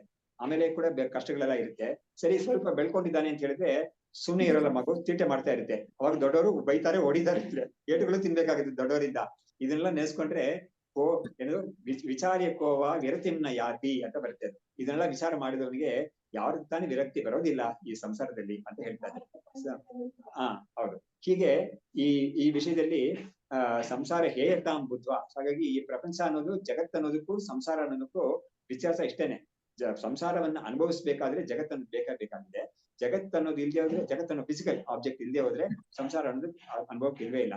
ಆಮೇಲೆ ಜಗತ್ ಅನ್ನೋದು ಕೂಡ ಯಾತಕ್ಕಿದೆ ಅಂತ ಕೇಳಿದ್ರೆ, ಸಂಸಾರವನ್ನ ಅನುಭವಿಸಕ್ಕಾಗಿಯೇ ಇದೆ ಅಂತ ನಾವು ಹೇಳ್ಬೇಕಾಗಿದೆ. ನೋಡಿ, ಇದು ಎಲ್ಲಿ ತನಕ ಇದು ಸತ್ಯ ಅಂತ ಹೇಳಿದ್ರೆ, ಆತ್ಮಜ್ಞಾನವನ್ನ ಹೊಂದಿ ಯಾರು ಜೀವನ್ಮುಕ್ತನಾಗಿರ್ತಾನೋ ಅವನಿಗೆ ಕೂಡ ಎಲ್ಲಿ ತನಕ ಅವನ ಶರೀರ ಉಳಿದಿರುತ್ತೋ ಅಲ್ಲಿ ತನಕ ಅವನು ಬದುಕಿರ್ತಾನೆ. ಆಮೇಲೆ ಈ ಪ್ರಪಂಚದಲ್ಲಿ ಇರ್ತಾನ ಅವನು. ಈ ಪ್ರಪಂಚವನ್ನು ಬಿಟ್ಟು ಎಲ್ಲೂ ಹೋಗಕ್ಕಾಗಲ್ಲ. ಹಾಗಾಗಿ ಆ ಶರೀರ ಇರೋ ತನಕ ಅವನಿಗೆ ಪ್ರಾರಬ್ಧ ಕರ್ಮ ಅಂತ ಒಪ್ಕೊಂಡಿದೆ. ಅದು ಅವನು ಹಿಂದೆ ಮಾಡಿದ ಕರ್ಮದ ಫಲ ಕೊಟ್ಬಿಟ್ಟಿದೆ. ಅದು ಫಲ ಕೊಡದೇ ಇರೋ ಕರ್ಮನೇ ನಾಶವಾಗಿ ಹೋಗುತ್ತೆ. ನಾಶ ಅಂದ್ರೆ ಮತ್ತೆ ಅವನಿಗೆ ಜನ್ಮ ಕೊಡೋದಿಲ್ಲ. ಆದ್ರೆ ಈ ಜನ್ಮವನ್ನು ಕೊಟ್ಬಿಟ್ಟಿದೆಯಲ್ಲ ಒಂದು ಸೆಟ್ ಆಫ್ ಕರ್ಮ, ಅದು ಇವನಿಗೆ ಆತ್ಮಜ್ಞಾನವನ್ನು ಕೊಟ್ಟಿದೆ. ಆ ಜನ್ಮದಲ್ಲಿ ಏನೇ ಸಿಕ್ಕಿದೆ ಅವನಿಗೆ. ಮತ್ತು ಇವನಿಗೆ ಇಷ್ಟು ಕಾಲ ಬದುಕಿರ್ಬೇಕು ಅಂತ ಒಂದು ನೀತಿ ಇರೋದ್ರಿಂದ ಅಲ್ಲಿ ತನಕ ಇವನು ಬದುಕಿರೋ ತನಕ ಇವನಿಗೆ ಈ ಪ್ರಪಂಚದಲ್ಲೇ ಇದ್ದು ಆ ಒಂದು ಭೋಗವನ್ನ ಆ ಶರೀರ ಮತ್ತು ಮನಸ್ಸು ಅನುಭವಿಸ್ಬೇಕಾಗುತ್ತೆ ಅದು. ಹಾಗಾಗಿ ಈ ಪ್ರಪಂಚ ಅನ್ನೋದು ಯಾತಕ್ಕಿದೆ ಅಂತ ಕೇಳಿದ್ರೆ, ಜೀವ ಮಾಡಿದ ಒಂದು ಕರ್ಮವನ್ನ ಭೋಗವನ್ನ ಅನುಭವಿಸಕ್ಕಾಗಿ ಇದೆ ಇದು ಅಂತ ಅರ್ಥ ಅದಕ್ಕೆ. ಹಾಗಾಗಿ ಅವನ ಕರ್ಮವನ್ನ ನೋಡಿ, ಕರ್ಮ ಅನ್ನೋದು ಒಂದು ಒಂದು ಅದೃಶ್ಯವಾದ ಅದೃಷ್ಟವಾದ ಒಂದು ವಸ್ತು. ಅದು ಆಬ್ಸ್ಟ್ರಾಕ್ಟ್. ಅದು ಕಾಂಕ್ರೀಟ್ ಆಗಿರೋದು ಪ್ರಪಂಚ. ಹಾಗಾಗಿ ಆಬ್ಸ್ಟ್ರಾಕ್ಟ್ ಆಗಿರೋದು ಕಾಂಕ್ರೀಟ್ ಆಗಿ ಇರೋದನ್ನ ಅವಲಂಬಿಸಲೇಬೇಕಾಗುತ್ತೆ. ಅದಕ್ಕೆ ಈ ಸಂಸಾರಕ್ಕೂ ಜಗತ್ತಿಗೂ ಈ ಒಂದು ಅವಿನಾಭಾವ ಸಂಬಂಧ ನಾವು ತಿಳ್ಕೊಬಹುದು. ಸೊ ಹೀಗೆ ಸಂಸಾರ ಹೇತಾಂ ಬುದ್ಧ್ವಾ, ಹೀಗೆ ನೀನು ಸಂಸಾರದ ಒಂದು ಹೇತ್ವ ಅಂದ್ರೆ ಅದು ಬಿಡಬೇಕಾದ್ದು ಅಂತ ತಿಳ್ಕೊಂಡು ತ್ಯಕ್ತೆ ತಸ್ಮಿನ್, ಒಬ್ಬ ತಿಳ್ಕೊಂಡು ಅದನ್ನ ಬಿಟ್ಟ ಅಂತ ಹೇಳಿದ್ರೆ, ಅವಶಿಷ್ಟೋ ಭಾತಿ, ಯಾವ್ದು ಉಳ್ಕೊಂಡಿರುತ್ತೋ ಅದೇ ಆತ್ಮ ಅಂತ ತಿಳ್ಕೊ ನೀನು ಅಂತ. ಸೊ ಅವಾಗ ಏನಾಯ್ತು, 13ನೇ ಅಧ್ಯಾಯ ಗೀತೆಯಲ್ಲಿ ಕ್ಷೇತ್ರ ಮತ್ತು ಕ್ಷೇತ್ರಜ್ಞ ಅಂತ ತೋರಿಸ್ಕೊಟ್ಟಿದ್ದಾರೆ. 2 ಭಾಗ ಇದೆ. ಆ ಕ್ಷೇತ್ರ ಅನ್ನೋದು ಪ್ರಪಂಚ, ಕ್ಷೇತ್ರಜ್ಞ ಅನ್ನೋದು ಆತ್ಮ, ಅದು ಚೈತನ್ಯ. ಹಾಗಾಗಿ ಈ ಕ್ಷೇತ್ರ ಅನ್ನೋದು ಈ ಆತ್ಮ ಅನ್ನೋದು ಇಲ್ಲದೆ ಕ್ಷೇತ್ರ ಅನ್ನೋದು ಇರಕ್ ಸಾಧ್ಯವಿಲ್ಲ. ಆದ್ರೆ ಕ್ಷೇತ್ರ ಅಂತ ಇಲ್ಲದೆ ಆತ್ಮ ಇರಕ್ ಸಾಧ್ಯ ಇದೆ. ಹಾಗಾಗಿ ಅಂದ್ರೆ ಈ ಚೈತನ್ಯ ಅನ್ನೋದು ಇದ್ರ ಮೇಲೆ ಅವಲಂಬಿಸಬೇಕಾಗಿಲ್ಲ, ಯಾವುದೋ ಜಡದ ಮೇಲೆ ಅವಲಂಬಿಸಬೇಕಾಗಿಲ್ಲ ತನ್ನ ಇರುವಿಕೆಗೆ. ಆದ್ರೆ ಈ ಜಡವಾದ ಪ್ರಪಂಚ ಅನ್ನೋದು ಅದನ್ನ ನೋಡಿ ಒಬ್ಬ ಇದೆ ಅಂತ ಹೇಳಿದ್ರೇನೆ ಅದಕ್ಕೆ ಇರುವಿಕೆ ಸಿಗೋದು. ಹಾಗಾಗಿ ಅದು ಇರೋದು ಈ ಚೈತನ್ಯದ ಒಂದು ಚೇತನದ ಒಂದು ಅಧೀನದಲ್ಲಿ ಜಡ ಇರುತ್ತೆ. ಆದ್ರೆ ಚೈತನ್ಯ ಅನ್ನೋದು ಜಡದ ಅಧೀನದಲ್ಲಿ ಇಲ್ಲ ಅನ್ನೋದನ್ನ ನಾವು ತಿಳಿಬೇಕು. ಹೀಗೆ ಇದನ್ನ ತಿಳಿಸಕ್ಕೆ 13ನೇ ಅಧ್ಯಾಯ ಬಂದಿರೋದು. ಬಂದು ಏನ್ ಮಾಡುತ್ತೆ, ಅಲ್ಲಿ ಹೇಳುತ್ತೆ, ಸರಿ ಜಡ ಮತ್ತು ಚೈತನ್ಯ ಅನ್ನೋದು ಸೇರ್ಕೊಂಡಿರೋ ಸ್ಥಿತಿ ಏನು ಅಂತ ಕೇಳಿದ್ರೆ ಅದೇ ಸಂಸಾರ ಅನ್ನೋದು. ಹಾಗಾಗಿ ಆ ಜಡ ಅನ್ನೋದು ಚೈತನ್ಯ ಅನ್ನೋದು ಆ ಜಡದ ಜೊತೆಗೆ ಒಂದು ಅಜ್ಞಾನದಿಂದ ಒಂದು ತಾದಾತ್ಮ್ಯವನ್ನ ಹೊಂದಿಕೊಂಡು ಇದು ನಾನೇ ಅಂತ ತಿಳ್ಕೊಂಡ್ಬಿಡುತ್ತೆ. ಶರೀರಾದಿಗಳನ್ನ ನಾನು ಅಂತ ತಿಳ್ಕೊಂಡ್ಬಿಡುತ್ತೆ. ಇದಕ್ಕೆ ಶ್ಲೋಕವೇ ಇದೆ ಅಲ್ಲಿ 13ನೇ ಅಧ್ಯಾಯದಲ್ಲಿ. ಪುರುಷಃ ಪ್ರಕೃತಿಸ್ಥೋ ಹಿ ಭುಂಕ್ತೆ ಪ್ರಕೃತಿಜಾನ್ ಗುಣಾನ್ ಕಾರಣಂ ಗುಣಸಂಗೋಸ್ಯ ಸದಸದ್ಯೋನಿ ಜನ್ಮಸು ಅಂತ. ಇವಾಗ ಪುರುಷ ಅಂತ ಹೇಳಿದ್ರೆ ಚೈತನ್ಯ ತತ್ವ, ಅದೇ ಆತ್ಮತತ್ವ. ಅದು ಈ ಪ್ರಕೃತಿ ಜೊತೆಗೆ ಒಂದು ವಿಚಿತ್ರವಾದ ಒಂದು ಇದು, ಇದಕ್ಕೆ ಇಂಗ್ಲಿಷ್ ಅಲ್ಲಿ ಹೇಳ್ಬೇಕಾದ್ರೆ ಅನ್ಹೋಲಿ ಮ್ಯಾರೇಜ್ ಅಂತ ಹೇಳ್ಬೋದು. ಇಂತರ ಒಂದು ಅದಕ್ಕೆ ಜೊತೆಗೆ ಒಂದು ಸೇರ್ಕೊಂಡಿರುತ್ತೆ ಇದು. ಹಾಗಾಗಿ ಇಂಥ ಅದ್ರ ಜೊತೆಗೆ ಒಂದು ಸಂಬಂಧವನ್ನು ಬೆಳೆಸ್ಕೊಂಡು ಅದಕ್ಕೆ ಆ ಪ್ರಕೃತಿಯ ಗುಣಗಳೆಲ್ಲ ತನ್ನ ಗುಣಗಳು ಅಂತ ಅನ್ಕೊಂಡ್ಬಿಟ್ಟಿರುತ್ತೆ. ಆತ್ಮನಿಗೆ ಶರೀರ ಇಲ್ಲ, ಮನಸ್ಸಿಲ್ಲ, ಇಂದ್ರಿಯಗಳಿಲ್ಲ, ಯಾವುದೂ ಇಲ್ವೇ ಇಲ್ಲ. ಆದ್ರೆ ಈ ಪ್ರಕೃತಿನಲ್ಲಿ ಅದೆಲ್ಲ ಇರೋದನ್ನ ತನಗೆ ಇದೆ ಅಂತ ತಿಳ್ಕೊಂಡು ನಾನ್ ಶರೀರ, ನಾನೇ ಈ ಆತ್ಮ, ಪಂಚಕೋಶಗಳು ನಾನೇ ಅಂತ ತಿಳ್ಕೊಂಡ್ಬಿಟ್ಟಿದ್ದೆ. ಅದು ಹೀಗಿದ್ಕೊಂಡು ಇದೇ ಸಂಸಾರಕ್ಕೆ ಕಾರಣ ಅಂತ ಆ ಶ್ಲೋಕವೇ ಇದೆ ಇದು. ಹಾಗಾದ್ರೆ ಏನಾಯ್ತು, ಸಂಸಾರದಿಂದ ಬಿಡಿಸ್ಕೊಳ್ಳೋಕೆ ಕಾರಣ ಏನು? ಪ್ರಕೃತಿ ಮತ್ತು ಪುರುಷ ಎರಡನ್ನು ಬಿಡಿಸ್ಬೇಕು, ನಾವು ವಿವೇಕ ಮಾಡ್ಕೋಬೇಕು, ಇದು ಬೇರೆ ಅದು ಬೇರೆ ಅಂತ. ನಾವು ಇಲ್ಲಿ ಈ ಫಿಸಿಕಲ್ ಆಗಿ ಎರಡು ಸೇರಿದ್ರೆ ಆ ಎರಡನ್ನು ಕೂಡ ನಾವು ಬಿಡಿಸಕ್ಕೆ ಒಂದು ದಾರಿ ಏನಾದ್ರು ಲೋಕದಲ್ಲಿ ಕಂಡುಹಿಡಿಬಹುದು, ಅದನ್ನ ಇರುತ್ತೆ ಖಂಡಿತ. ಆದ್ರೆ ಇಲ್ಲಿ ಒಂದು ಪಾರ್ಟ್ ಫಿಸಿಕಲ್, ಇನ್ನೊಂದು ಪಾರ್ಟ್ ಸ್ಪಿರಿಚುವಲ್. ಆ ಸ್ಪಿರಿಟ್ಗೂ ಫಿಸಿಕಲ್ ಆಗಿರೋದಕ್ಕೂ ಒಂದು ಸೇರ್ಕೊಂಡಿದೆಯಲ್ಲ, ಇದನ್ನ ಬಿಡಿಸೋದು ನಾವು ಫಿಸಿಕಲ್ ಆಗಿ ಬಿಡಿಸಕ್ ಆಗೋದಿಲ್ಲ. ಅದನ್ನ ಬೌದ್ಧಿಕವಾಗಿ ಬಿಡಿಸ್ಬೇಕು ಅಂತ ಇದೆ. ಹಾಗಾಗಿ ವಿವೇಕ ಅಂತ ಬೇಕಾಗಿದೆ. ಡಿಸ್ಕ್ರಿಮಿನೇಷನ್ ಅಂತ ಇಂಗ್ಲಿಷ್ ಹೇಳ್ತಾರೆ, ಅದನ್ನ ವಿವೇಕ ಬೇಕಾಗಿದೆ. ಏನ್ ವಿವೇಕ ಅಂತ ಹೇಳಿದ್ರೆ ಇದು ಬೇರೆ ಇದು ಬೇರೆ ಅಂತ ತಿಳ್ಕೊಬೇಕಾಗಿದೆ. ಸರಿ, ಇದನ್ನ ತಿಳ್ಕೊಳ್ಳೋನು ಯಾರು ಅಂತ ಕೇಳಿದ್ರೆ, ಆ ತಿಳ್ಕೊಳ್ಳೋ ಒಂದು ವ್ಯಕ್ತಿ ಇದಾನಲ್ಲ, ಅವನು ಆಲ್ರೆಡಿ ಈ ಫಿಸಿಕಲ್ ಜೊತೆಗೆ ಸಂಬಂಧ ಇಟ್ಕೊಂಡಿರೋನೆ. ಅವನಿಗೆ ಒಂದಾನೊಂದು ಸಮಯದಲ್ಲಿ ಬುದ್ಧಿ ಬರುತ್ತೆ, ಏನೋ ಹೌದು ನಾನು ಇದೆಲ್ಲ ಖಂಡಿತ ಅಂತ ಶಾಸ್ತ್ರ ಹೇಳ್ಕೊಡ್ತಾ ಇದೆ, ನಾನು ಇದರಿಂದ ನಾನು ಬಿಡಿಸ್ಕೋಬೇಕಾಗಿದೆ ಅಂತ ಅವನು ಬಿಡಿಸ್ಕೊಳ್ಳಕ್ಕೆ ಪ್ರಯತ್ನ ಮಾಡ್ತಾನೆ. ಆಮೇಲೆ ಅದನ್ನ ಸಫಲತೆ ಹೊಂದ್ತಾನೆ ಅವನು. ಅವಾಗ ಹೊಂದಿದವನು ನಾನು ಯಾವತ್ತೂ ಆತ್ಮ ಸ್ವರೂಪವಾಗಿ ಇದ್ದಿದ್ದೇನೆ ಹೊರತು ಇದು ಇದಾಗಿ ನಾನು ಇಲ್ವೇ ಇಲ್ಲ ನಾನು ಅಂತ ಹೇಳಿ ಅವನ ಜೀವತ್ವವನ್ನು ಕೂಡ ಬಿಟ್ಬಿಡ್ತಾನ. ಅವನು ಜೀವ ಬಿಡ್ತಾನೆ ಅಂತ ಅರ್ಥ ಹೇಳ್ತಾ ಇಲ್ಲ ನಾನು. ಜೀವತ್ವ ಅಂತ ಒಂದಿದೆಯಲ್ಲ, ಅದನ್ನು ಕೂಡ ಅವನು ನಾನು ಅಲ್ಲ ಅದು ಅಂತ ಬಿಟ್ಬಿಡ್ತಾನ ಅವನು. ಹೀಗೆ ಈ ಪ್ರಕೃತಿ ಮತ್ತು ಪುರುಷ ಈ ಒಂದು ವಿವೇಕವನ್ನ ಎಲ್ಲಾ ವೇದಾಂತಗಳು ಹೇಳ್ಕೊಡುತ್ತೆ. ಈ ಗೀತೆಯಲ್ಲಿ ಮಾತ್ರ ಈ 13ನೇ ಅಧ್ಯಾಯ ಅದಕ್ಕೆ ಅಂತಾನೆ ಬಂದಿರೋದು, ಡೆಡಿಕೇಟೆಡ್ ಫಾರ್ ದಟ್ ಓನ್ಲಿ. ಹಾಗಾಗಿ ಅಲ್ಲಿ ತುಂಬಾ ಚೆನ್ನಾಗಿ ಆಗಿದೆ ಅದು. ಬಾಕಿ ಎಲ್ಲ ಉಪನಿಷತ್ತುಗಳು ಆಗಿದೆ ಇದು, ಆದ್ರೆ ಗೀತೆಯಲ್ಲಿ ಮಾತ್ರ ಅಷ್ಟು ಚೆನ್ನಾಗಿ ಆ ಅಧ್ಯಾಯದಲ್ಲಿ ಅಷ್ಟು ಚೆನ್ನಾಗಿ ಅದನ್ನ ಮಾಡಿದ್ದಾರೆ. ಅದಕ್ಕೆ ಅಂತಾನೆ ಬಂದಿರೋದು ಅದು. ಹೌದು, ಇದಂ ಶರೀರಂ ಕೌಂತೆಯ ಕ್ಷೇತ್ರಮಿತ್ಯ ವಿಧೀಯತೆ ಅಂತ. ಹಾಗಾಗಿ 13ನೇ ಅಧ್ಯಾಯಕ್ಕೆ ಅಷ್ಟೊಂದು ಪ್ರಾಶಸ್ತ್ಯ ಇದೆ. ಸೊ ಹೀಗೆ ಅಲ್ಲಿ ಏನ್ ಮಾಡುತ್ತೆ ಅಂದ್ರೆ, ಕ್ಷೇತ್ರ ಮತ್ತು ಕ್ಷೇತ್ರಜ್ಞ ಎರಡು ಸೇರ್ಕೊಂಡಿರೋದು ಅಂತ ಬಂತು. ಅವಾಗ ಕ್ಷೇತ್ರವನ್ನು ಬಿಡಿಸ್ಕೊಂಡಾಗ ಯಾವುದು ಉಳಿಯುತ್ತೋ ಅದು ಕ್ಷೇತ್ರ, ಅದು ಕ್ಷೇತ್ರಜ್ಞ. ಕ್ಷೇತ್ರವನ್ನು ಬಿಡಿಸ್ಕೊಂಡಾಗ ಉಳಿಯೋದು ಕ್ಷೇತ್ರಜ್ಞ ಅಂತ ಹೇಳ್ಬಿಟ್ಟು, ಅವಶಿಷ್ಟೋ ಭಾತಿ ಸೋಯಮೇವ ಆತ್ಮ ಇತಿ ಅವಗಚ್ಚದ್ವೋಹೋ. ಹಾಗಾಗಿ ಸಂಸಾರ ಅಂತ ಹೇಳಿದ್ರೆ ಜಗತ್ತು ಅಂತ ಆಯ್ತದು. ಜಗತ್ತು ಅಂತ ಬಂದಾಗ ಅದರಲ್ಲಿ ವಸ್ತುಗಳು, ಹೊರಗಡೆ ಇರೋ ವಸ್ತುಗಳಿದೆ. ಆಮೇಲೆ ಹೊರಗಡೆ ಅಂತ ಹೇಳಿದ್ರು ಯಾವುದರಿಂದ ಹೊರಗಡೆ ಅಂತ ಹೇಳಿದ್ರೆ ಈ ಶರೀರಕ್ಕಿಂತ ಹೊರಗಡೆ. ಶರೀರ ಅಂತ ಹೇಳಿದ್ರೆ ಯಾವ್ದದು? ಪಂಚಕೋಶಗಳು ಸೇರಿ ಶರೀರ ಅದು. ಹಾಗಾಗಿ ಒಳಗಡೆ ಹೊರಗಡೆ ಅಂತ ಯಾವ್ದಿದೆಯೋ ಅದೆಲ್ಲವೂ ಕೂಡ ಈ ಜಗತ್ತಿಗೆ ಸೇರಿದ್ದು. ನಾನು ಆತ್ಮ ಈ ಜಗತ್ತಿಗಿಂತ ಬೇರೆಯಾಗಿರೋದು. ಆಮೇಲೆ ನನ್ನಿಂದಲೇ ಈ ಜಗತ್ತು ಅನ್ನೋದು ಒಂದು ಪ್ರಕಾಶವನ್ನು ಪಡ್ಕೊಳ್ತಾ ಇದೆ ಅಂತ. ಅದು ಜಡವಾಗಿರೋ ಪ್ರಪಂಚ ಅನ್ನೋದು ನನ್ನಿಂದಲೇ ಪ್ರಕಾಶವನ್ನು ಪಡ್ಕೊಳ್ತಾ ಇದೆ, ನನ್ನ ಅಧೀನದಲ್ಲೇ ಅದು ಇರೋದು ಅಂತ ಮೊದಲು ಬರುತ್ತೆ ಅದು. ಆದ್ರೆ ಅದು ಇರೋದು ಅಂತ ಹೇಳಿದ್ರೆ ಏನಾಗುತ್ತೆ, ನಾನು ಇದ್ದೀನಿ ಅದು ಇದೆ ಅಂತ ಎರಡು ಇದೆ ಅಂತ ಬಂದ್ಬಿಡುತ್ತೆ ಅದು. ಅದು ಕೂಡ ಸರಿ ಇಲ್ಲ ಅಂತ ಹೇಳ್ಬಿಟ್ಟು ಗೀತೆನೇ ಏನ್ ಮಾಡುತ್ತೆ, ಆ ಕೊನೆಯ ಶ್ಲೋಕದಲ್ಲಿ ಅಧ್ಯಾಯದಲ್ಲಿ 13ನೇ ಅಧ್ಯಾಯದಲ್ಲಿ ಕೊನೆಯ ಶ್ಲೋಕದಲ್ಲಿ ಭೂತ ಪ್ರಕೃತಿ ಮೋಕ್ಷಂಚ ಅಂತ ಒಂದು ಬರುತ್ತೆ, ಪದ ಬರುತ್ತೆ. ಏನು ಅಂತ ಹೇಳಿದ್ರೆ ಈ ಭೂತ ಅಂತ ಹೇಳಿದ್ರೆ ಅಲ್ಲಿ ಇವರು ಜೀವರುಗಳೆಲ್ಲ, ಅವ್ರಗಳಿಗೆ ಒಂದು ಅವ್ರ ಪ್ರಕೃತಿ ಯಾವ್ದು ಅಂತ ಹೇಳಿದ್ರೆ ಅವಿದ್ಯಾ ಅಥವಾ ಅಜ್ಞಾನನೇ ಪ್ರಕೃತಿ. ಅದರ ಒಂದು ಮೋಕ್ಷ ಅಂತ ಹೇಳಿದ್ರೆ ಅದರ ಒಂದು ಅಭಾವ, ಅದು ಇಲ್ಲ ವಾಸ್ತವವಾಗಿ ಅಂತ ತಿಳ್ಕೊಳ್ಳೋದು. ಹಾಗಾಗಿ ಬಿಡುಗಡೆ ಅನ್ನೋದು ಅರ್ಥ ಇದೆ ಖಂಡಿತ, ಅದರಿಂದ ಬಿಡಿಸ್ಕೊಳ್ಳೋದು ಅಂತ ಅರ್ಥ ಇದೆ. ಆದ್ರೆ ಅದು ವಾಸ್ತವವಾಗಿ ಇಲ್ಲ ಅಂತ ಒಂದು ತೀರ್ಮಾನ. ಹಾಗಾದ್ರೆ ಏನಾಯ್ತು, ಈ ಕ್ಷೇತ್ರದಿಂದ ನಾನು ಬೇರೆ ಅಂತ ತಿಳ್ಕೊಳ್ಬೇಕಾದ್ದು ಒಂದು ಜ್ಞಾನ.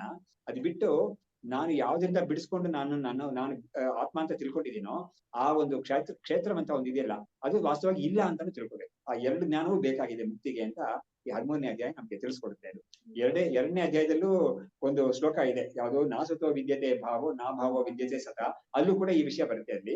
ಬಟ್ ಇಲ್ಲೂ ಕೂಡ ಅದೇ ವಿಷಯ ಬಂದು ಈ 13ನೇ ಅಧ್ಯಾಯದಲ್ಲಿ ಆತರ ಮುಗಿಸುತ್ತೆ ಅದು. ಅದನ್ನ ಇವರು ಹೇಳ್ತಾ ಇದ್ದಾರೆ ಇಲ್ಲಿ, ಈ ಪ್ರಪಂಚ ಅನ್ನೋದು, ಸಂಸಾರ ಅನ್ನೋದು ಬೇರೆ ಅಂತ ತಿಳ್ಕೊಂಡು ಅದನ್ನ ನಾನು ಪೂರ್ತಿ ತ್ಯಕ್ತೇ ತಸ್ಮಿನ್ ಅಶೇಷತಃ, ಪೂರ್ತಿ ಅದನ್ನ ಬಿಟ್ಟ ಮೇಲೆ ಯಾವ್ದು ಅದು ತ್ಯಜಿಸಕ್ ಆಗಲ್ಲ ಅಂತ ಯಾವ್ದು ನಿಂತಿರುತ್ತೋ ಬಾಕಿ ಉಳ್ಕೊಂಡಿರುತ್ತೋ ಅದು ನೀನು ಅಂತ ತಿಳ್ಕೊ, ಅದೇ ಆತ್ಮ ಅಂತ ತಿಳ್ಕೊ ನೀನು ಅಂತ.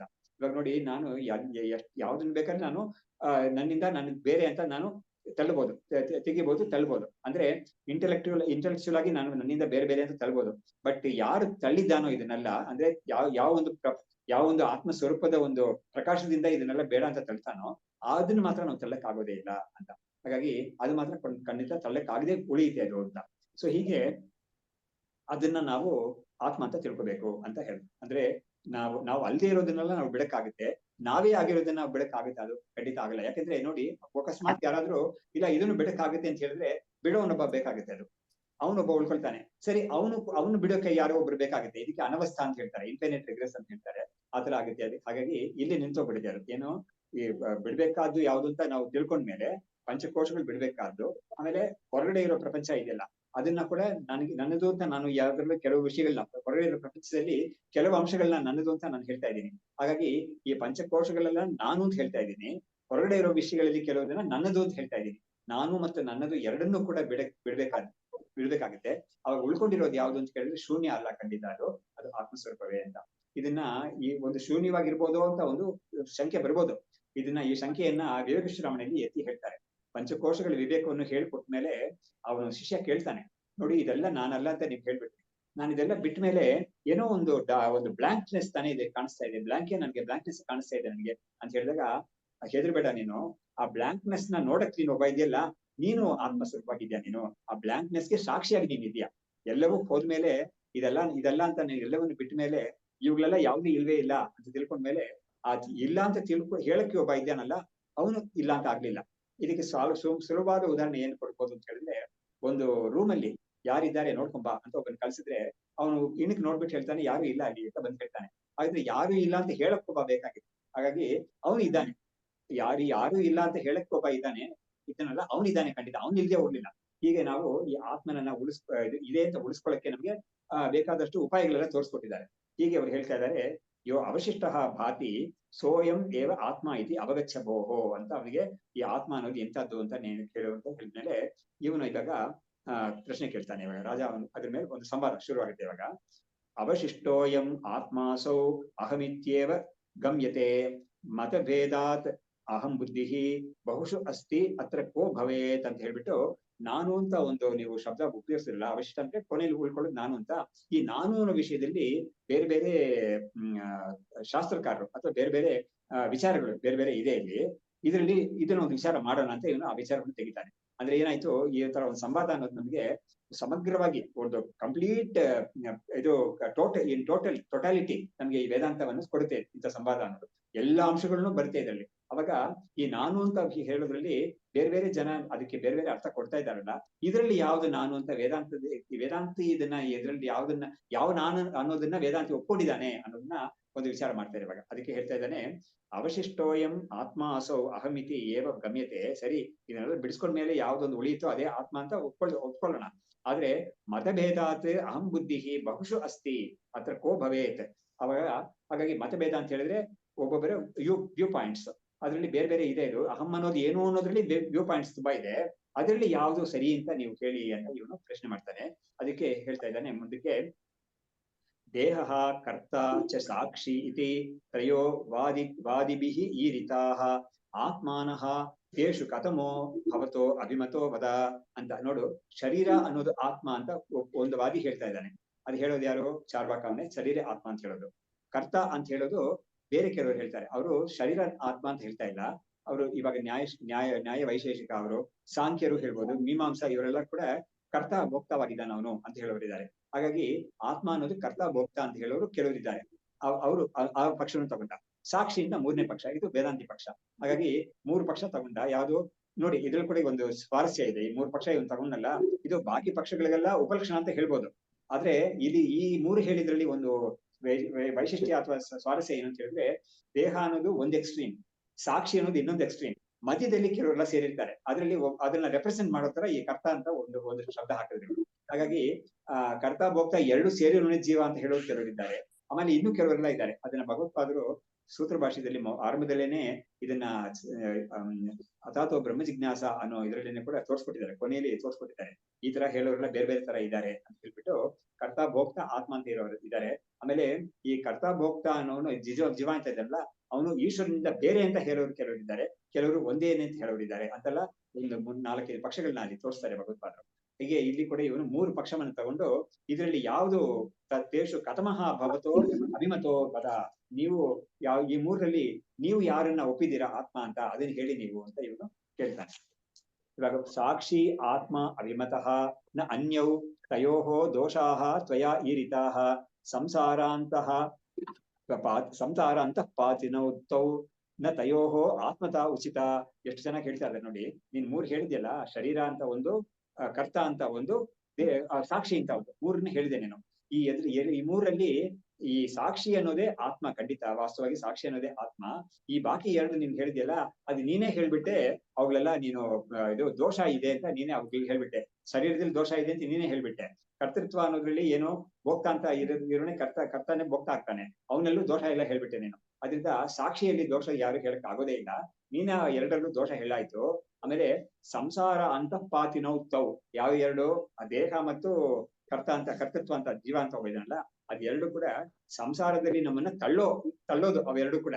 ಆದ್ರೆ ಸಾಕ್ಷಿ ಆತರ ತಳ್ಳೋದಲ್ಲ ಅದು ಅಂತ ಹೇಳ್ತಾ ಇದ್ದಾರೆ. ಸಂಸಾರ ಅಂತಃಪಾತಿನೌತೌ, ಸಂಸಾರದಲ್ಲಿ ನಮ್ಮನ್ನ ಬೀಳ್ಸೋದು ಆ 2 ಕೂಡ. ಅದರಿಂದ ಏನ್ ಗೊತ್ತಾಗುತ್ತೆ, ದೇಹದಲ್ಲಿ ಅಭಿಮಾನ ಇಟ್ಕೊಂಡ್ರೆ ಖಂಡಿತ ಸಂಸಾರದಲ್ಲಿ ಇರ್ತೀವಿ ನಾವು. ಆಮೇಲೆ ಕರ್ತೃತ್ವ ಅನ್ನೋದ್ರಲ್ಲಿ ನಾವು ಅಭಿಮಾನ ಇಟ್ಕೊಂಡ್ರೆ ಖಂಡಿತ ಸಂಸಾರದಲ್ಲಿ ಇದ್ದೇ ಇರ್ತೀವಿ. ಯಾಕಂದ್ರೆ ಕರ್ತೃತ್ವ ಅಂತ ಬರೋದೇ ಕೂಡ ಏನಕ್ಕೆ ಅಂತ ಹೇಳಿದ್ರೆ, ದೇಹದಲ್ಲಿ ಅಭಿಮಾನ ಇರೋದ್ರಿಂದಲೇ. ಎಲ್ಲದಕ್ಕೂ ಅತ್ಯಂತ ದೋಷಯುಕ್ತವಾದ್ದು, ಅತ್ಯಂತ ಪಾಪಕರವಾದ್ದು ಈ ಶರೀರವೇ. ಯಾಕಂದ್ರೆ ಅದರಿಂದಲೇ ಏನ್ ಮಾಡ್ತೀವಿ ನಾವು, ಆ ಶರೀರಕ್ಕೆ ಒಂದು ಸುಖ ಸಿಗ್ಲಿ ಅಂತ ಹೇಳ್ಬಿಟ್ಟು ನಾವು ಏನೋ ಒಂದು ಕೆಲಸವನ್ನು ಮಾಡ್ತೀವಿ. ಆ ಕೆಲಸ ಮಾಡೋದು ಕರ್ಮವನ್ನು ಮಾಡ್ತೀವಿ. ಆ ಮಾಡೋ ಕರ್ಮ ಒಂದೊಳ್ಳೆ ಧರ್ಮವಾಗಿರುತ್ತೆ ಅಥವಾ ಅಧರ್ಮವಾಗಿರುತ್ತೆ. ಆ 2 ಆಗಿದ್ರು ಕೂಡ ಅದು ಅವನಿಗೆ ಸಂಸಾರವನ್ನು ಕೊಡುತ್ತೆ. ನೋಡಿ, ಧರ್ಮವಾಗಿರೋದು ಯಾವ್ದಾಗಿರುತ್ತೆ ಅಂತ ಹೇಳಿದ್ರೆ, ಒಬ್ಬ ಇವಾಗ ಅಗ್ನಿಹೋತ್ರಾದಿಗಳೆಲ್ಲ ಮಾಡಿ ಸ್ವರ್ಗಕ್ಕೆ ಹೋಗ್ಬೇಕು ಅಂತ ಅನ್ಕೊಳ್ತಾನಲ್ಲ, ಅದು ಪಾಪಕರ್ಮ ಅಲ್ಲ ಖಂಡಿತ. ಆದ್ರೆ ಆ ಸ್ವರ್ಗಕ್ಕೆ ಯಾತಕ್ಕೆ ಹೋಗ್ಬೇಕು ಅಂತ ತಿಳಿತಾನೆ ಅಂತ ಹೇಳಿದ್ರೆ, ಇಲ್ಲಿ ಈ ಶರೀರ ಪಡಿತಾ ಇದೆಯಲ್ಲ ಕೆಲವು ಸುಖಗಳೆಲ್ಲ, ಅದೇನೋ ನನ್ಗೆ ಅಷ್ಟೊಂದು ರುಚಿ ಇಲ್ಲ ಇದರಲ್ಲಿ, ಆದ್ರೆ ಅಲ್ಲಿ ಚೆನ್ನಾಗಿರೋದು ಭೋಗಗಳೆಲ್ಲ ಸಿಗುತ್ತೆ ಅಂತ ಹೇಳಿದ್ದಾರೆ, ನನಗೆ ಅಲ್ಲಿಗೆ ಹೋಗಕ್ಕೆ ನನಗೆ ಬಯಸ್ತಾ ಇದ್ದೀನಿ. ಹಾಗಾಗಿ ಅದಕ್ಕೊಂದು ಉಪಾಯ ವೇದಾದೇ ಹೇಳ್ಕೊಡ್ತೇವೆ, ಒಂದು ಉಪಾಯ.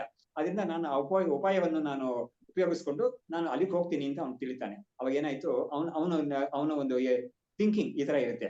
ಅವಾಗ ಏನ್ ಮಾಡ್ತಾನೆ ಅವನು, ಈ ಶರೀರಕ್ಕೆ ಅಲ್ಲಿ ಚೆನ್ನಾಗಿರೋ ಸುಖ ಎಲ್ಲ ಸಿಗುತ್ತೆ ಅಂತ ಹೇಳ್ಬಿಟ್ಟು ಅವನು ಅಲ್ಲಿಗೆ ಹೋಗ್ಬೇಕು ಅಂತ ಆಸೆ ಪಡ್ತಾನೆ. ಈ ಒಂದು ಸುಖವನ್ನೆಲ್ಲ ಕೂಡ ನಚಿಕೇತಸ್ಗೆ ಯಮ ತಿಳಿಸ್ತಾನೆ. ಅವನಿಗೆ, ನೋಡು, ನಿನಗೆ ಆ ದಿವ್ಯ ಸುಖಗಳೆಲ್ಲ ಕೊಡ್ತೀನಿ, ನಿನಗೆ ದಿವ್ಯ ವನಿತೆಯರನ್ನ ಕೊಡ್ತೀನಿ, ಆಮೇಲೆ ದಿವ್ಯ ಭೋಗಗಳೆಲ್ಲ ನಿನಗೆ ಕೊಡ್ತೀನಿ ಅಂತೆಲ್ಲ ಹೇಳ್ತಾನೆ. ದೀರ್ಘ ಆಯುಸ್ ಕೊಡ್ತೀನಿ ನಿನ್ಗೆಲ್ಲ ಕೇಳ್ತಾನೆ ಅವನು. ಆದ್ರೆ ಅವ್ನು ಎಲ್ಲವನ್ನೂ ನಾನು ಬೇಡ ಅಂತ ಹೇಳ್ಬಿಟ್ಟು, ಇದೆಲ್ಲ ಕೂಡ ನಾಶವಾಗುತ್ತೆ ಖಂಡಿತ ಅಂತ ಹೇಳ್ಬಿಟ್ಟು, ನನಗೆ ಆತ್ಮಸ್ವರೂಪ ಒಂದೇ ಬೇಕು ಅಂತ ಅವನು ಪಟ್ಟಿಡಿತಾನ ಅವನು. ಹೀಗೆ ಈ 2 ಇದೆಯಲ್ಲ, ದೇಹದಲ್ಲಿ ಒಂದು ಇಚ್ಛೆ ಇರೋದ್ರಿಂದಲೇ ಕರ್ತ ಆಗ್ತಾನೊಬ್ಬ.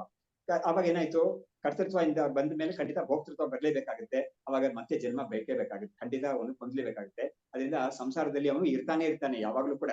ದೇಹದಲ್ಲಿ ಮತ್ತು ಕರ್ತೃತ್ವ ಅನ್ನೋದ್ರಲ್ಲಿ ಅವನಿಗೆ ಬುದ್ಧಿ ಇದ್ರೆ, ಅವನಿಗೆ ಅಭಿಮಾನ ಇದ್ರೆ ಸಂಸಾರದಿಂದ ಬಿಟ್ಟು ಹೋಗಕ್ಕೆ ಆಗೋದೇ ಇಲ್ಲ ಅಂತ ಆಗುತ್ತೆ ಅದು. ಹಾಗಾಗಿ ಸಾಕ್ಷಿ ಒಂದೇನೆ ನಿನಗೆ ಉಳಿಸೋದು. ನ ತಯೋಹೋ ಆತ್ಮ ಉಚಿತ, ಅದರಿಂದ ನ ತಯೋಹೋ ಆತ್ಮತಾ ಉಚಿತ. ಅದರಿಂದ ಆ 2 ಇದೆಯಲ್ಲ, ಯಾವ್ದು ದೇಹ ಮತ್ತು ಕರ್ತೃತ್ವ ಅನ್ನೋದು, ಅದೆರಡಕ್ಕೂ ಕರ್ತ, ಅದೆರಡಕ್ಕೂ ಕೂಡ ಆತ್ಮ ಅನ್ನೋ ಸ್ಟೇಟಸ್ ಅದಕ್ಕೆ ಬರೋದೇ ಇಲ್ಲ ಖಂಡಿತ ಅಂತ ಹೇಳಿ, ಅನಾತ್ಮ ಅದು ಆಕ್ಚುಲಿ. ಅದರಿಂದ ಅದನ್ನ ನಾವು ಆತ್ಮ ಅಂತ ಒಪ್ಕೊಳಕ್ ಆಗೋದೇ ಇಲ್ಲ ಅಂತ ಇದು ಹೇಳ್ತೀವಿ. ಏನು ಕಾರಣ ಹೇಳಿದ್ರು ನೋಡಿ. ನಾನು ಸಾಕ್ಷಿ ಅನ್ನೋದನ್ನೇ ಆತ್ಮವಾಗಿ ಒಪ್ತೀನಿ ಅಂತ ಸುಮ್ನೆ ಹೇಳಿ ನೀನು ಅದನ್ನ ನಂಬೋದು ಹೇಳ್ತಾ ಇಲ್ಲ, ಅದಕ್ಕೆ ಕಾರಣನೂ ಕೊಡ್ಬೇಕು. ಅವಾಗ್ಲೇ ಲಾಜಿಕಲ್ ಆಗಿ ಕೊಟ್ರೇನೆ ಇವನಿಗೆ ಕನ್ವಿನ್ಸ್ ಆಗೋದು. ಹಾಗಾಗಿ ಅವುಗಳು 2 ಕೂಡ ಸಂಸಾರದಲ್ಲಿ ಬೀಳ್ಸೋವು, ಆಮೇಲೆ ಸಂಸಾರದಲ್ಲಿ ಇರೋಕ್ಕೆ ಯಾವುದೇ ಕಾರಣವಾಗಿರುತ್ತೆ. ಆದ್ರೆ ಆತ್ಮ ಅನ್ನೋದು ಆತರ ಇಲ್ಲ ಅಂತ ಹೇಳ್ಬಿಟ್ಟು ಅದನ್ನ ಬಿಡಿಸಿ ತೋರಿಸಿದ್ರು. ಅದರಿಂದ ಇವುಗಳು 2ಕ್ಕೂ ಯಾವ್ದಕ್ಕೆ ಶರೀರ ಮತ್ತು ಕರ್ತೃತ್ವ ಅಥವಾ ಜೀವ ಅನ್ನೋದಕ್ಕೆ ಆತ್ಮವಾಗಿರೋದಕ್ಕೆ ಇದು ಸಾಧ್ಯತೆ ಇಲ್ಲ ಅಂತ ನಾವು ಇದನ್ನ ಈ ತರ ಈ 3 ಹೇಳಿದ್ರಲ್ಲ, ಅದ್ರಲ್ಲಿ ನಾವು ಈ ತರ ನೋಡ್ಬೋದು. ದೇಹ ಅನ್ನೋದೊಂದು, ಜೀವ ಅಂತ ಒಂದು, ಸಾಕ್ಷಿ ಅಂತ ಒಂದು ನೋಡ್ಬೋದು. ಹಾಗಾಗಿ ಈ ದೇಹ ಅಂತ ಇದೆಲ್ಲ ಅದೇ ಆತ್ಮ ಅಂತ ಜೋರಾಗಿ ಗಟ್ಟಿಯಾಗಿ ಹೇಳೋರು ಚಾರ್ವಾಕರು ಅಥವಾ ಮೆಟೀರಿಯಲಿಸ್ಟ್ ಅಂತ ಹೇಳೋದು. ಜೀವ ಅಂತ ಒಂದು ಇದೆಯಲ್ಲ, ಅದನ್ನ ಆತ್ಮ ಅಂತ ಹೇಳೋರು ಯಾರು ಅಂತ ಹೇಳಿದ್ರೆ ಪರಲೋಕ ಅಂತ ಒಪ್ತಾರೆ, ಶರೀರ ನಾನಲ್ಲ ಅಂತ ಒಪ್ಪಿದಾರವರು. ಈ ಸೂಕ್ಷ್ಮ ಎಲ್ಲ ಕೂಡ ವಿವೇಕ ಚೂಡಾಮಣಿ ಅಂತ ಕಡೆ ತೋರಿಸಿದ್ದಾರೆ ಚೆನ್ನಾಗಿ. ಈ ಯಾರೋ ಒಬ್ಬ ಇಲ್ಲಿ ಕರ್ಮವನ್ನು ಮಾಡಿ ನಾನು ಲೋಕಾಂತರಕ್ಕೆ ಹೋಗ್ಬಿಟ್ಟು ಆ ಕರ್ಮದ ಫಲವನ್ನು ಅನುಭವಿಸ್ತೀನಿ ಅಂತ ಮಾಡ್ತಾನ ಅವನು ತಿಳ್ಕೊಂಡಿದ್ದಾನೆ. ಏನ್ ತಿಳ್ಕೊಂಡಿದ್ದಾನೆ ಅಂತ ಹೇಳಿದ್ರೆ, ಈ ಶರೀರ ಯಾವ ಶರೀರ ಇಟ್ಕೊಂಡು ನಾನು ಈ ಕರ್ಮವನ್ನು ಮಾಡ್ತಾ ಇದ್ದೀನೋ ಇಲ್ಲಿ ಈ ಶರೀರ ನಾನಲ್ಲ ಅಂತ ತಿಳ್ಕೊಂಡಿದ್ದಾನೆ ಅವನು. ಆದ್ರೆ ಆ ಶರೀರಕ್ಕೆ ಹಿಂದೆ ಒಂದು ಅಥವಾ ಶರೀರಕ್ಕೆ ಒಳಗಡೆ ಒಂದು ಜೀವ ಅಂತ ಒಂದಿದೆಯಲ್ಲ, ಅದು ನಾನಂತ ತಿಳ್ಕೊಂಡಿದ್ದಾನೆ ಅವನು. ಆ ಜೀವನೇ ಈ ಶರೀರವನ್ನು ಬಿಟ್ಟು ಬೇರೆ ಕಡೆ ಹೋಗೋದದು. ಯಾವುದು ಸೂಕ್ಷ್ಮ ಶರೀರ ಅದು. ಅದಕ್ಕೇನೆ ಜೀವ ಅಂತ. ಆಕ್ಚುಲಿ ಜೀವ ಅಂತ ಹೇಳಿದ್ರೆ ನಿಜವಾದ ಒಂದು ಅರ್ಥ ಸೂಕ್ಷ್ಮ ಶರೀರಕ್ಕೆ ಕೊಡ್ಬೇಕು. ಆದ್ರೆ ಆ ಸೂಕ್ಷ್ಮ ಶರೀರ ಏನೇ ಇದ್ರು ಕೂಡ ಈ ಸ್ಥೂಲ ಶರೀರವನ್ನು ಬಿಟ್ಟು ಅದಕ್ಕೆ ಇರಕ್ ಆಗೋದೇ ಇಲ್ಲ. ಹಾಗಾಗಿ ಈ ಪೀರಿಯಡ್ ಆಫ್ ಟ್ರಾನ್ಸಿಷನ್ ಇದೆಯಲ್ಲ, ಈ ಶರೀರವನ್ನು ಬಿಟ್ಟು ಇನ್ನೊಂದು ಶರೀರ ತಗೊಳ್ಳೋ ತನಕ ಆ ಒಂದು ಟ್ರಾನ್ಸಿಟ್ ಪೀರಿಯಡ್ ಅಲ್ಲಿ ಅದಕ್ಕೆ ಸ್ಥೂಲ ಶರೀರ ಇರೋದಿಲ್ಲ. ಆದ್ರೆ ಆ ಸಮಯದಲ್ಲಿ ಕೂಡ ಅದಕ್ಕೆ ಭೋಗ ಇರೋದಿಲ್ಲ ಅಂತ ಒಪ್ಪಿದ್ದಾರೆ. ಸ್ಥೂಲ ಶರೀರ ಇದ್ರೇನೆ ಭೋಗ, ಸ್ಥೂಲ ಶರೀರ ಮುಖಾಂತರವೇ ಭೋಗ ಹೊಂದಕ್ಕಾಗುತ್ತೆ. ಸ್ಥೂಲ ಶರೀರ ಇಲ್ಲದೆ ಹೋದ್ರೆ ಭೋಗ ಇಲ್ಲ ಅಂತಾನೆ ಶಾಸ್ತ್ರ ಒಪ್ಪಿರೋದು. ಅದರಿಂದ ಈ ಶರೀರವನ್ನು ಬಿಟ್ಟು ಅವನು ಬೇರೆ ಯಾವುದೇ ಲೋಕದಲ್ಲಿ ಹೋಗ್ಲಿ ಅಥವಾ ಮತ್ತೆ ಈ ಲೋಕಕ್ಕೆ ಬರ್ಲಿ, ಆದ್ರೆ ಹೋಗಿ ಬರೋ ಒಂದು ಅವಧಿ ಇದೆಯಲ್ಲ, ಈ ಅವಧಿಯಲ್ಲಿ ಭೋಗ ಇಲ್ಲ ಅಂತಾನೆ ಒಪ್ಪಿದ್ದಾರೆ. ಯಾಕಂದ್ರೆ ಅಲ್ಲಿ ಸ್ಥೂಲ ಶರೀರ ಇರೋದಿಲ್ಲ ಅದಕ್ಕೆ ಅಂತ. ಹೀಗೆ ಇದಕ್ಕೆ ಸಂಸಾರ ಅಂತ ಪಾತಿನ ಉತ್ತವು ನ ತಯೋಹೋ ಆತ್ಮತಾ ಉಚಿತ ಅಂತ ಹೇಳ್ಬಿಟ್ಟು ಈ ಒಂದು ಶರೀರ ಆಮೇಲೆ ಒಂದು ಪರ್ಸೆಪ್ಷನ್ ಲೋಕದಲ್ಲಿ ನಾವು ಒಂದು ವಸ್ತು ಜೊತೆಗೆ ಒಂದು ಸಂಪರ್ಕ ಮಾಡೋದು, ಈ ವಿಷಯ ಎಲ್ಲ ಹೇಗೆ ನಡೆಯುತ್ತೆ ಅನ್ನೋ ಒಂದು ಮೆಕ್ಯಾನಿಸಮ್ ಸ್ವಲ್ಪ ಹೇಳ್ತಾರೆ ಇವಾಗ. ಚಾಕ್ಷುಷ ವ್ಯವಹಾರೇ ಅಸ್ಯ ವಾಸಕತ್ವೇನ ಸಾಕ್ಷಿತ ವಿವೇಕ್ತುಂ ಶಕ್ಯತೆ ತಸ್ಮಾತ್ ಅಕ್ಷುಪಾದೌ ಸ ಉಚ್ಯತೆ.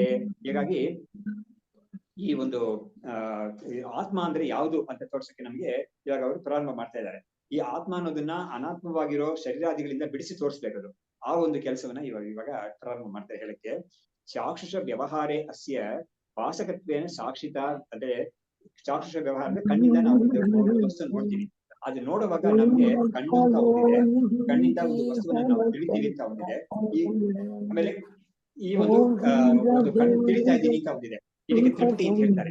ಈ ತೃಪ್ತಿ ಅನ್ನೋದನ್ನ ತೋರ್ಸ್ಕೊಡಕ್ಕೆ, ಈ ತೃಪ್ತಿ ಅನ್ನೋದ್ರ ವಾಸಕ ಅಂದ್ರೆ ತೃಪ್ತಿ ಅನ್ನೋದನ್ನ ಬೆಳಗೋದು ಯಾವ್ದು ಅಂತ ಕೇಳಿದ್ರೆ ಈ ಆತ್ಮ ಅನ್ನೋದು. ಸೊ ತೃಪ್ತಿ ಅನ್ನೋದನ್ನ ಬೆಳಗೋದು ಆತ್ಮ ಅಂತ. ತೃಪ್ತಿ ಒಳಗಡೆ ಸೇರಿಲ್ಲ, ಅದು ಬೆಳಗೋದು ಆತ್ಮ. ಇದನ್ನ ನಮ್ಗೆ ಒಂದು ಚೆನ್ನಾಗಿರೋ ಒಂದು ಇದರಿಂದ ಉದಾಹರಣೆಯಿಂದ ತೋರಿಸ್ಕೊಟ್ಟಿದ್ದಾರೆ. ಈ ಕಾಲದ ಆಧುನಿಕ ಪ್ರಪಂಚದ ಉದಾಹರಣೆ ಯಾವ್ದು ಅಂತ ಹೇಳಿದ್ರೆ ಸ್ಟೇಷನ್ ಮಾಸ್ಟರ್. ಒಂದು ಪ್ಲಾಟ್ಫಾರ್ಮ್ ಅಲ್ಲಿ ಒಂದು ಸ್ಟೇಷನ್ ಅಲ್ಲಿ ಬೇಕಾದಷ್ಟು ಟ್ರೈನ್ಸ್ ಬಂದು ಹೋಗ್ತಾ ಇರುತ್ತೆ. ಟ್ರೈನ್ ಒಳಗಡೆ ಕೂತಿರೋರಿಗೆ ಇದಕ್ ಮುಂಚೆ ಯಾವ್ಯಾವ ಗಾಡಿ ಬಂತು ಆಮೇಲೆ ಯಾವ್ಯಾವ್ದು ಬರುತ್ತೆ ಅನ್ನೋ ಅಷ್ಟೊಂದು ಪರಿಜ್ಞಾನ ಇರೋದಿಲ್ಲ. ಈ ಕಾಲದಲ್ಲಿ ನಮಗೆ ಒಂದು ಇದು ಇಂಟರ್ನೆಟ್ ಈ ಫೆಸಿಲಿಟೀಸ್ ಎಲ್ಲ ಇರೋದ್ರಿಂದ ಒಂದು ಅಂಶಕ್ಕೆ ಸಾಧ್ಯವಾಗ್ಬೋದು. ಆದ್ರೆ ಆ ಟ್ರೈನ್ ಹೊರಗಡೆ ಇರ್ತಾನಲ್ಲ, ಆ ಸ್ಟೇಷನ್ ಅಲ್ಲಿ ನಿಂತಿರ್ತಾನಲ್ಲ, ಇದೆಲ್ಲ ಬಂದು ಹೋಗೋದನ್ನ ನೋಡ್ತಾ ಅವನಿಗೆ ಗೊತ್ತಿರುತ್ತೆ ಈ ವಿಷಯಗಳೆಲ್ಲ. ಹಾಗಾಗಿ ಅವನು ಟ್ರೈನ್ ಒಳಗಡೆ ಇಲ್ಲ, ಅವನು ಹೊರಗಡೆ ಇದ್ದಾನ. ಅವನು ಆಮೇಲೆ ಸ್ಥಿತವಾಗಿರ್ತಾನೆ. ಟ್ರೈನ್ ಒಳಗಡೆ ಇರೋನು ಬಂದು ಹೋಗೋನು ಅವನು. ಅದರಿಂದ ಬಂದು ಹೋಗೋದೆಲ್ಲ ಈ ಪಂಚಕೋಶಗಳಲ್ಲಿ ನಡೀತಾ ಇರೋ ವಿಷಯಗಳು. ಆದ್ರೆ ಬಂದು ಹೋಗುಗಳೆಲ್ಲ ನೋಡ್ತಾ ಇರೋದು ಅಥವಾ ಪ್ರಕಾಶವಾಗ್ತಾ ಇರೋ ಒಂದು ದೃಷ್ಟಿ ಇದೆಯಲ್ಲ, ಅದು ಸ್ಥಿರವಾಗಿರೋದು, ಅದು ಇದರಿಂದ ಬೇರೆಯಾಗಿರೋದು ಅಂತ ಹೇಳಿ ಒಂದು ಯುಕ್ತಿ. ಹೀಗೆ ಇಲ್ಲಿ ಚಾಕ್ಷುಷ ವ್ಯವಹಾರೇ ಅಸ್ಯ ಭಾಸಕತ್ವೇನ ಸಾಕ್ಷಿತ ವಿವೇಕ್ತುಂ ಶಕ್ಯತೆ. ಹಾಗಾಗಿ ಚಾಕ್ಷುಷ ವ್ಯವಹಾರ ಇದು ಉಪಲಕ್ಷಣ. ಎಲ್ಲ ಇಂದ್ರಿಯ ವ್ಯವಹಾರದಕ್ಕೆ ಎಲ್ಲದಕ್ಕೂ ಕೂಡ ಅದನ್ನ ಪ್ರಕಾಶ ಮಾಡೋವಾಗಿ ಒಂದು ವಸ್ತು ಇದೆ. ಅದನ್ನ ನಾವು ಇದರಿಂದ ಬೇರೆ ಅಂತ ನಾವು ವಿವೇಕ ಮಾಡ್ಕೊಳಕ್ ಸಾಧ್ಯವಾಗುತ್ತೆ ಅಂತ ನೋಡಿ. ಇಷ್ಟೆಲ್ಲ ಹೇಳುವಾಗ ಕೂಡ ನಮ್ಗೆ ಯಾವುದೊಂದು ಮತ್ತೆ ನೆನಪಾಗುತ್ತೆ ಅಂತ ಹೇಳಿದ್ರೆ, ಈ ಇದು ಯೋಗ ವಾಸಿಷ್ಠ ಅಂತ ಒಂದು ಗ್ರಂಥ ಇದೆ. ಅದರಲ್ಲಿ ಲಘು ಯೋಗ ವಾಸಿಷ್ಠ ಅಂತ ಅದನ್ನ ಸಂಗ್ರಹ ಮಾಡಿದ್ದಾರೆ. 32-36 ಸಾವಿರ ಇರೋ ಒಂದು ದೊಡ್ಡ ಬೃಹತ್ ಯೋಗ ವಾಸಿಷ್ಠ ಅಂತ ಇದೆಯಲ್ಲ, ಅದನ್ನ ಪೂರ್ತಿ ಅದು ಸಿಗುತ್ತೆ ಇವಾಗ. ಅದಕ್ಕೆ ವ್ಯಾಖ್ಯಾನ ಕೂಡ ಇದೆ. ಅದನ್ನ ಮೈಸೂರು ಮಹಾರಾಜರು ಅದನ್ನ ಮಾಡಿಸಿದ್ದಾರೆ. ಆಮೇಲೆ ಬೇರೆ ಮೋತಿಲಾಲ್ ಬನಾರಸ್ ಮಾಡಿಸಿದ್ದಾರೆ, ಸಿಗುತ್ತೆ ಅದು. ಇದನ್ನ 6,000 ಶ್ಲೋಕಗಳಾಗಿ ಕಂಡೆನ್ಸ್ ಮಾಡಿದ್ದಾರೆ ಲಘು ಯೋಗ ವಾಸಿಷ್ಠ ಅಂತ. ಅದರಿಂದ ಬೇಕಾದಷ್ಟು ನಮ್ಮ ವಿದ್ಯಾರಣ್ಯರು ಇದರಲ್ಲಿ ಕೋಟ್ ಮಾಡ್ತಾರೆ, ಜೀವನ್ಮುಕ್ತಿ ಕೋಟ್ ಮಾಡ್ತಾರೆ. ಇದರಲ್ಲಿ ಈ ಲಘು ಯೋಗ ವಾಸಿಷ್ಠ ಪಾಠ ಮಾಡುವಾಗ ಪ್ರಾರಂಭದಲ್ಲಿ ಅದೇನ್ ಬರುತ್ತೆ ಅಂದ್ರೆ, ಸರಿ ಈ ಆತ್ಮಜ್ಞಾನ ಆತ್ಮವಿದ್ಯೆ ಅಂತ ಇದೆಯಲ್ಲ, ಅದಕ್ಕೆ ಯಾರು ಅರ್ಹನಾಗಿರ್ತಾನೆ, ಯಾರು ಅಧಿಕಾರಿ ಅಂದ್ರೆ ಕನ್ನಡದ ಅಧಿಕಾರಿ ಅಲ್ಲ ಅದು. ಇದಕ್ಕೆ ಈ ಒಂದು ವಿದ್ಯೆಯನ್ನು ಕಲಿಯಕ್ಕೆ ಯಾರಿಗೆ ಯೋಗ್ಯತೆ ಇದೆ ಅಂತ ಹೇಳ್ಬೋದು. ಅದು ಇದೆ ಅಂತ ಕೇಳಿದ್ರೆ ಅದಕ್ಕೆ ಒಂದು ಮಾತು ಹೇಳುತ್ತೆ, ಅದು ನ ಅತ್ಯಂತಂ ಅಜ್ಞಃ ನೋ ತಜ್ಞಃ ಸೋಸ್ಮಿನ್ ಶಾಸ್ತ್ರೆ ಅಧಿಕಾರವಾನ್ ಅಂತ ಹೇಳ್ತಾರೆ. ಅಂದ್ರೆ ಟೋಟಲಿ ಇಗ್ನರೆಂಟ್ ಅಲ್ಲ ಅವನು, ಡಲ್ ಅಲ್ಲ. ಅದೇ ತರ ತುಂಬಾ ಈ ವಿಷಯವನ್ನು ಪೂರ್ತಿ ತಿಳ್ಕೊಂಡಿರೋನು ಅಲ್ಲ. ಯಾಕಂದ್ರೆ ಏನು ಗೊತ್ತಿಲ್ಲದೆ ಹೋದ್ರೆ ಅವನಿಗೆ ಈ ಶಬ್ದಗಳ ಒಂದು ಅರ್ಥ ಅಂತ ಒಂದು ವಿಷಯಗಳು ಕೂಡ ಗೊತ್ತಿದೆ. ಅವನು ಈ ಕ್ಲಾಸಲ್ಲಿ ಬಂದು ಕೂತ್ಕೊಂಡು ಏನ್ ಪ್ರಯೋಜನ ಇಲ್ಲ ಅವನಿಗೆ. ಯಾಕಂದ್ರೆ ಇಲ್ಲಿ ಹೇಳ್ತಾ ಇರೋ ಶಬ್ದಗಳು ಅದಕ್ಕೆ ಏನು ಪಾರಿಭಾಷಿಕ ಅರ್ಥ ಇದೆ ಅದೆಲ್ಲ ಸ್ವಲ್ಪ ತಿಳ್ಕೊಂಡ್ರೇನೆ ಅವನಿಗೆ ಇಲ್ಲಿ ಇರಕ್ಕೆ ಅವನಿಗೆ ಇದರಿಂದ ಪ್ರಯೋಜನ ಸಿಗುತ್ತೆ ಅವನಿಗೆ. ಸರಿ ಪೂರ್ತಿ ತಿಳ್ಕೊಂಡಿದ್ದ ಅಂತ ಹೇಳಿದ್ರು ಕೂಡ ಅವನು ಈ ಕ್ಲಾಸಿಗೆ ಬರ್ಬೇಕಾಗಿಲ್ಲ, ಅವ್ನು ಬೇಕಾದ್ರೆ ಕ್ಲಾಸ್ ಮಾಡ್ಬೋದು, ಬೇರೆ ಕಡೆ ಹೋಗ್ತಾವ. ಹಾಗಾಗಿ ಅತ್ಯಂತ ಅಜ್ಞಃ ನೋ ತಜ್ಞಃ ಸೋ ಅಸ್ಮಿನ್ ಶಾಸ್ತ್ರೆ ಅಧಿಕಾರವಾನ್. ಹಾಗಾಗಿ ಎರಡು ಅಲ್ದೇ ಇರೋನೇ ಈ ಶಾಸ್ತ್ರಕ್ಕೆ ಅಧಿಕಾರಿ ಅಂತ ಹೇಳಿ, ಅಧಿಕಾರಿ ಅಂದ್ರೆ ಯೋಗ್ಯತೆ ಇರೋನು ಅವನೇನೆ ಅಂತ ಹೇಳಿದ್ರು. ಸೊ ಆತರ ಇಲ್ಲಿ ಕೂಡ ನೋಡಿ ಚಾಕ್ಷುಷ ವ್ಯವಹಾರ ಅಂತ ಹೇಳಿದ್ರು, ಅದಕ್ಕೆ ಭಾಸಕತ್ವೇನೆ ಸಾಕ್ಷಿತ ಅಂತ ಹೇಳಿದ್ರು. ಇದೆಲ್ಲ ಸ್ವಲ್ಪ ನಮ್ಗೆ ಒಂದು ತಿಳುವಳಿಕೆ ಇದ್ರೇನೆ ನಮ್ಗೆ ಇದು ಅರ್ಥ ಆಗುತ್ತೆ, ಇದ್ರೆ ಅರ್ಥ ಆಗೋದೇ ಇಲ್ಲ, ಕಂಪ್ಲೀಟ್ ಅರ್ಥ ಆಗಲ್ಲ. ಇದರಿಂದ ಏನ್ ಮಾಡ್ತಾರೆ ಅಂದ್ರೆ ಇದಕ್ಕೆ ಸ್ವಲ್ಪ ಪೂರ್ವಭಾವಿಯಾಗಿ ನಿಮಗೆ ಸ್ವಲ್ಪ ಬೇಕಾಗಿದೆ ಅಂತ ಹೇಳ್ಬಿಟ್ಟು ನಮ್ಗೆ, ಅಂದ್ರೆ ನಮ್ಮ ಶಾಸ್ತ್ರೀಯವಾಗಿ ಒಂದು ವೇದಾಂತಕ್ಕೆ ಒಬ್ರು ಬಂದು ಕಲಿಬೇಕು ಅಂತ ಹೇಳಿದ್ರೆ, ಪ್ರಸ್ಥಾನತ್ರಯ ಭಾಷೆ ಅದೆಲ್ಲ ಓದ್ಬೇಕು ಅಂತ ಹೇಳಿದ್ರೆ ಅವರಿಗೆ ಸ್ವಲ್ಪ ಪೂರ್ವ ಸಿದ್ಧತೆ ಬೇಕಾಗುತ್ತೆ. ಯಾಕಂದ್ರೆ ಇದೆಲ್ಲ ಸಂಸ್ಕೃತದಲ್ಲಿ ಇರೋದು. ಹಾಗಾಗಿ ಏನ್ ಮಾಡ್ತಾರೆ, ಪ್ರಾರಂಭದಲ್ಲಿ ಅವರಿಗೆ ಕಾವ್ಯ ಇಂಥ ಪಾಠ ಎಲ್ಲ ಮಾಡ್ತಾರೆ, ಸ್ವಲ್ಪ ಒಂದು ಕಾವ್ಯ ಮಾಡ್ತಾರೆ, ಯಾಕಂದ್ರೆ ಶಬ್ದದ ಒಂದು ಇದು ಜ್ಞಾನ ಬರ್ಲಿ ಅವನಿಗೆ ಅಂತ. ಯಾಕಂದ್ರೆ ಅದೇ ಶಬ್ದಗಳೇ ಇಲ್ಲೂ ಉಪಯೋಗಿಸ್ತಾರೆ, ಹಾಗಾಗಿ ಅದಕ್ಕೆ ಏನ್ ಅರ್ಥ ಇದೆ ಅಂತ ತಿಳ್ಕೊಬೇಕು ಅಂತ. ಆಮೇಲೆ ಸ್ವಲ್ಪ ನ್ಯಾಯಶಾಸ್ತ್ರದ ಒಂದು ಪರಿಚಯ ಮಾಡ್ತಾರೆ, ಆಮೇಲೆ ವ್ಯಾಕರಣದ ಪರಿಚಯ ಬೇಕೇ ಬೇಕಾಗುತ್ತೆ. ಹೀಗೆ ಮೀಮಾಂಸಾ ಅನ್ನೋದು ಸ್ವಲ್ಪ ಬೇಕಾಗುತ್ತೆ. ಇದೆಲ್ಲ ಇದ್ರೆ ಒಬ್ಬ ವೇದಾಂತದನ್ನ ಚೆನ್ನಾಗಿ ಈ ಭಾಷೆಯನ್ನೆಲ್ಲ ಚೆನ್ನಾಗಿ ಅರ್ಥ ಮಾಡ್ಕೊಳಕ್ಕೆ ಆಗುತ್ತೆ ಅಂತ ನಮ್ಗೆ ಒಂದು ಕ್ರಮ ಇದೆ. ಆ ಕ್ರಮದಲ್ಲೇ ಎಲ್ಲರೂ ಬರ್ತಾ ಇರ್ತಾರೆ. ಹಾಗಾಗಿ ಇಲ್ಲಿ ನಮ್ಗೆ ಆ ಕ್ರಮ ಇಲ್ಲದೆ ಹೋದ್ರು ಕೂಡ ನಮ್ಗೆ ಇಂಥ ಒಂದು ಇದೆಲ್ಲ ಓದಕ್ಕೆ ಸ್ವಲ್ಪ ಒಂದು ಪೂರ್ವ ಸಿದ್ಧತೆ ಇರೋದ್ರಿಂದ ನಮ್ಗೆ ಇದನ್ನ ಅರ್ಥ ಮಾಡ್ಕೊಳಕ್ ಆಗುತ್ತೆ ಇದು. ಸೊ ಹೀಗೆ ಚಾಕ್ಷುಷ ವ್ಯವಹಾರೇ ಅಸ್ಯ ಭಾಸಕತ್ವೇನ ಸಾಕ್ಷಿತ ವಿವೇಕ್ತುಂ ಶಕ್ಯತೆ ತಸ್ಮಾತ್ ಅಕ್ಷಿ ಉಪಾಧೌ ಸ ಉಚ್ಯತೆ. ಹಾಗಾಗಿ ಇದನ್ನ ಈ ಆತ್ಮನನ್ನ ಇದನ್ನೆಲ್ಲ ಉಪಾಧಿಯಾಗಿ ಇಟ್ಕೊಂಡಿರೋದು ಈ ಸಾಕ್ಷಿ ಅಂತ ಹೇಳಿದ್ದಾರೆ ಶಾಸ್ತ್ರದಲ್ಲಿ ಅಂತ ಹೇಳಿದ್ರು. ಅಂದ್ರೆ ಏನಾಯ್ತು, ಸಾಕ್ಷಿ ಅನ್ನೋದು ಈ ಸಂಸಾರದಲ್ಲಿ ಅದು ಏನಾದ್ರೂ ಮಾಡ್ಬೇಕು ಅಂತ ಹೇಳಿದ್ರೆ ಅದೇನು ಮಾಡೋದಿಲ್ಲ ವಾಸ್ತವವಾಗಿ. ಅದು ಈ ಶರೀರ ಇಂದ್ರಿಯಗಳೆಲ್ಲ ಉಪಾಧಿಯಾಗಿ ಇಟ್ಕೊಂಡು ಅದು ಸಾಕ್ಷಿಯಾಗಿರುತ್ತೆ ಅದು ಅಂತ ಹೇಳಿದ್ರು. ಆಮೇಲೆ ಮುಂದಕ್ಕೆ ದೇಹ ಮಧ್ಯೆ ಅಸ್ತಿ ಹೃತ್ ಪದ್ಮಂ ನಾಡೀಯುತಂ ಅಧೋಮುಖಂ ನಾಡ್ಯಹಾತ್ ಊರ್ಧ್ವಂ ಅಧಃ ಚ ಏತಂ ದೇಹಂ ವ್ಯಾಪ್ಯ ವ್ಯವಸ್ಥಿತಾಹ. ಇವಾಗ ಏನ್ ಮಾಡ್ತಾ ಇದ್ದಾರೆ, ಸೂಕ್ಷ್ಮ ಶರೀರ ಎಂತದಾಗಿರುತ್ತೆ ಅನ್ನೋದಕ್ಕೆ ಸ್ವಲ್ಪ ಒಂದು ಇದು ವಿವರಣೆ ಕೊಡ್ತಾ ಇದ್ದಾರೆ. ಈ ದೇಹ ಮಧ್ಯೆ ಅಸ್ತಿ ಹೃತ್ ಪದ್ಮಂ ನಾಡೀಯುತಂ ಅಧೋಮುಖಂ. ಹೃತ್ ಪದ್ಮ ಅಂತ, ಹೃತ್ ಪದ್ಮ ಅಂತ ಹೇಳಿದ್ರೆ ಹೃತ್ ಅಂತ ಒಂದು ತಾವರೆ ಅಂತ, ಪದ್ಮ ಅಂದ್ರೆ ತಾವರೆ, ಹೃದಯ ಅಂತ ಒಂದು ತಾವರೆ ಅಂತ ಒಳಗಡೆ ಶರೀರದಲ್ಲಿ ಒಳಗಡೆ ಇದೆ. ಅದು ಫಿಸಿಕಲ್ ಹಾರ್ಟ್ ಅಂತ ಯಾರು ಹೇಳ್ತೀವೋ ಅದನ್ನೇ ಇದು ಹೇಳ್ತಾ ಇರೋದು. ಅದರ ಸುತ್ತು ಇರೋದು ನಾಡಿಗಳು ಇರುತ್ತೆ ಅದಕ್ಕೆ, ಅದ್ರ ಮೇಲೆ ಕೆಳಗಡೆ ಎಲ್ಲಾ ಕಡೆನೂ ಅದನ್ನ ಸುತ್ತಕೊಂಡು ನಾಡಿಗಳಿರುತ್ತೆ ಅಂತ. ನಾಡಿಗಳು ಅಂದ್ರೆ ತುಂಬಾ ಸೂಕ್ಷ್ಮವಾದ ನರಗಳು ಅಂತ ನಾವು ಹೇಳ್ಬೋದು. ಇವಾಗ ನಾವು ಫಿಸಿಕಲ್ ಹಾರ್ಟ್ ಅಂತ ಒಂದು ಪಿಕ್ಚರ್ ಇವಾಗ ಅನಾಟಮಿನಲ್ಲಿ ಆ ಪಿಕ್ಚರ್ ನಾವು ನೋಡಿದ್ರೆ ಕೂಡ ಆ ಹಾರ್ಟ್ ಸುತ್ತು ಕೂಡ ನಮ್ಗೆ ಈ ನರಗಳು ಕಾಣಿಸುತ್ತೆ, ಹಸಿರು ಕಲರ್ ನಲ್ಲಿ ನರಗಳು ಕಾಣಿಸುತ್ತೆ, ಆ ಪಿಕ್ಚರ್ ಕಾಣಿಸುತ್ತೆ. ನಾಡಿಗಳು ಅಂತ ಇವರು ಹೇಳೋದು, ನಾಡಿಗಳು ಅಂತ ಹೇಳೋದು.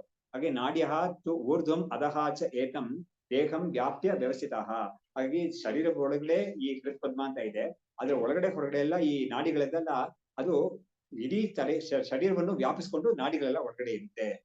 ಅಹಂಕಾರೋತ್ರ ಚಿದ್ಯುಕ್ತ ಕರ್ತ ಭೋಕ್ತ ಹೃದಯ ಸ್ಥಿತ ಮನೋ ಅಂತಃಕರಣಂ ಸ್ಥಿತ್ವಾ ಹೃದಯ ವೃತ್ಯ ಬಹಿರ್ಭಜೇತ್. ಇವಾಗ ಏನ್ ಮಾಡ್ತಾ ಇದ್ದಾರೆ ಇವರು, ಈ ಶರೀರದ ಒಳಗಡೆ ಸೂಕ್ಷ್ಮ ಶರೀರ ಅಂತ ಹೇಳಿದ್ರಲ್ಲ, ಅದ್ರಲ್ಲಿ ಇರೋ ವಿಷಯಗಳೆಲ್ಲ ಒಂದೊಂದಾಗಿ ಹೇಳ್ತಾ ಅದು ಹೇಗೆ ಈ ಪರ್ಸೆಪ್ಷನ್ ಅನ್ನೋ ವಿಷಯದಲ್ಲಿ ವಾಟ್ ಪಾರ್ಟ್ ದೇ ಪ್ಲೇ ಅನ್ನೋದನ್ನ, ವಾಟ್ ರೋಲ್ ದೇ ಪ್ಲೇ ಅನ್ನೋದನ್ನ ಹೇಳ್ತಾ ಇದ್ದಾರೆ.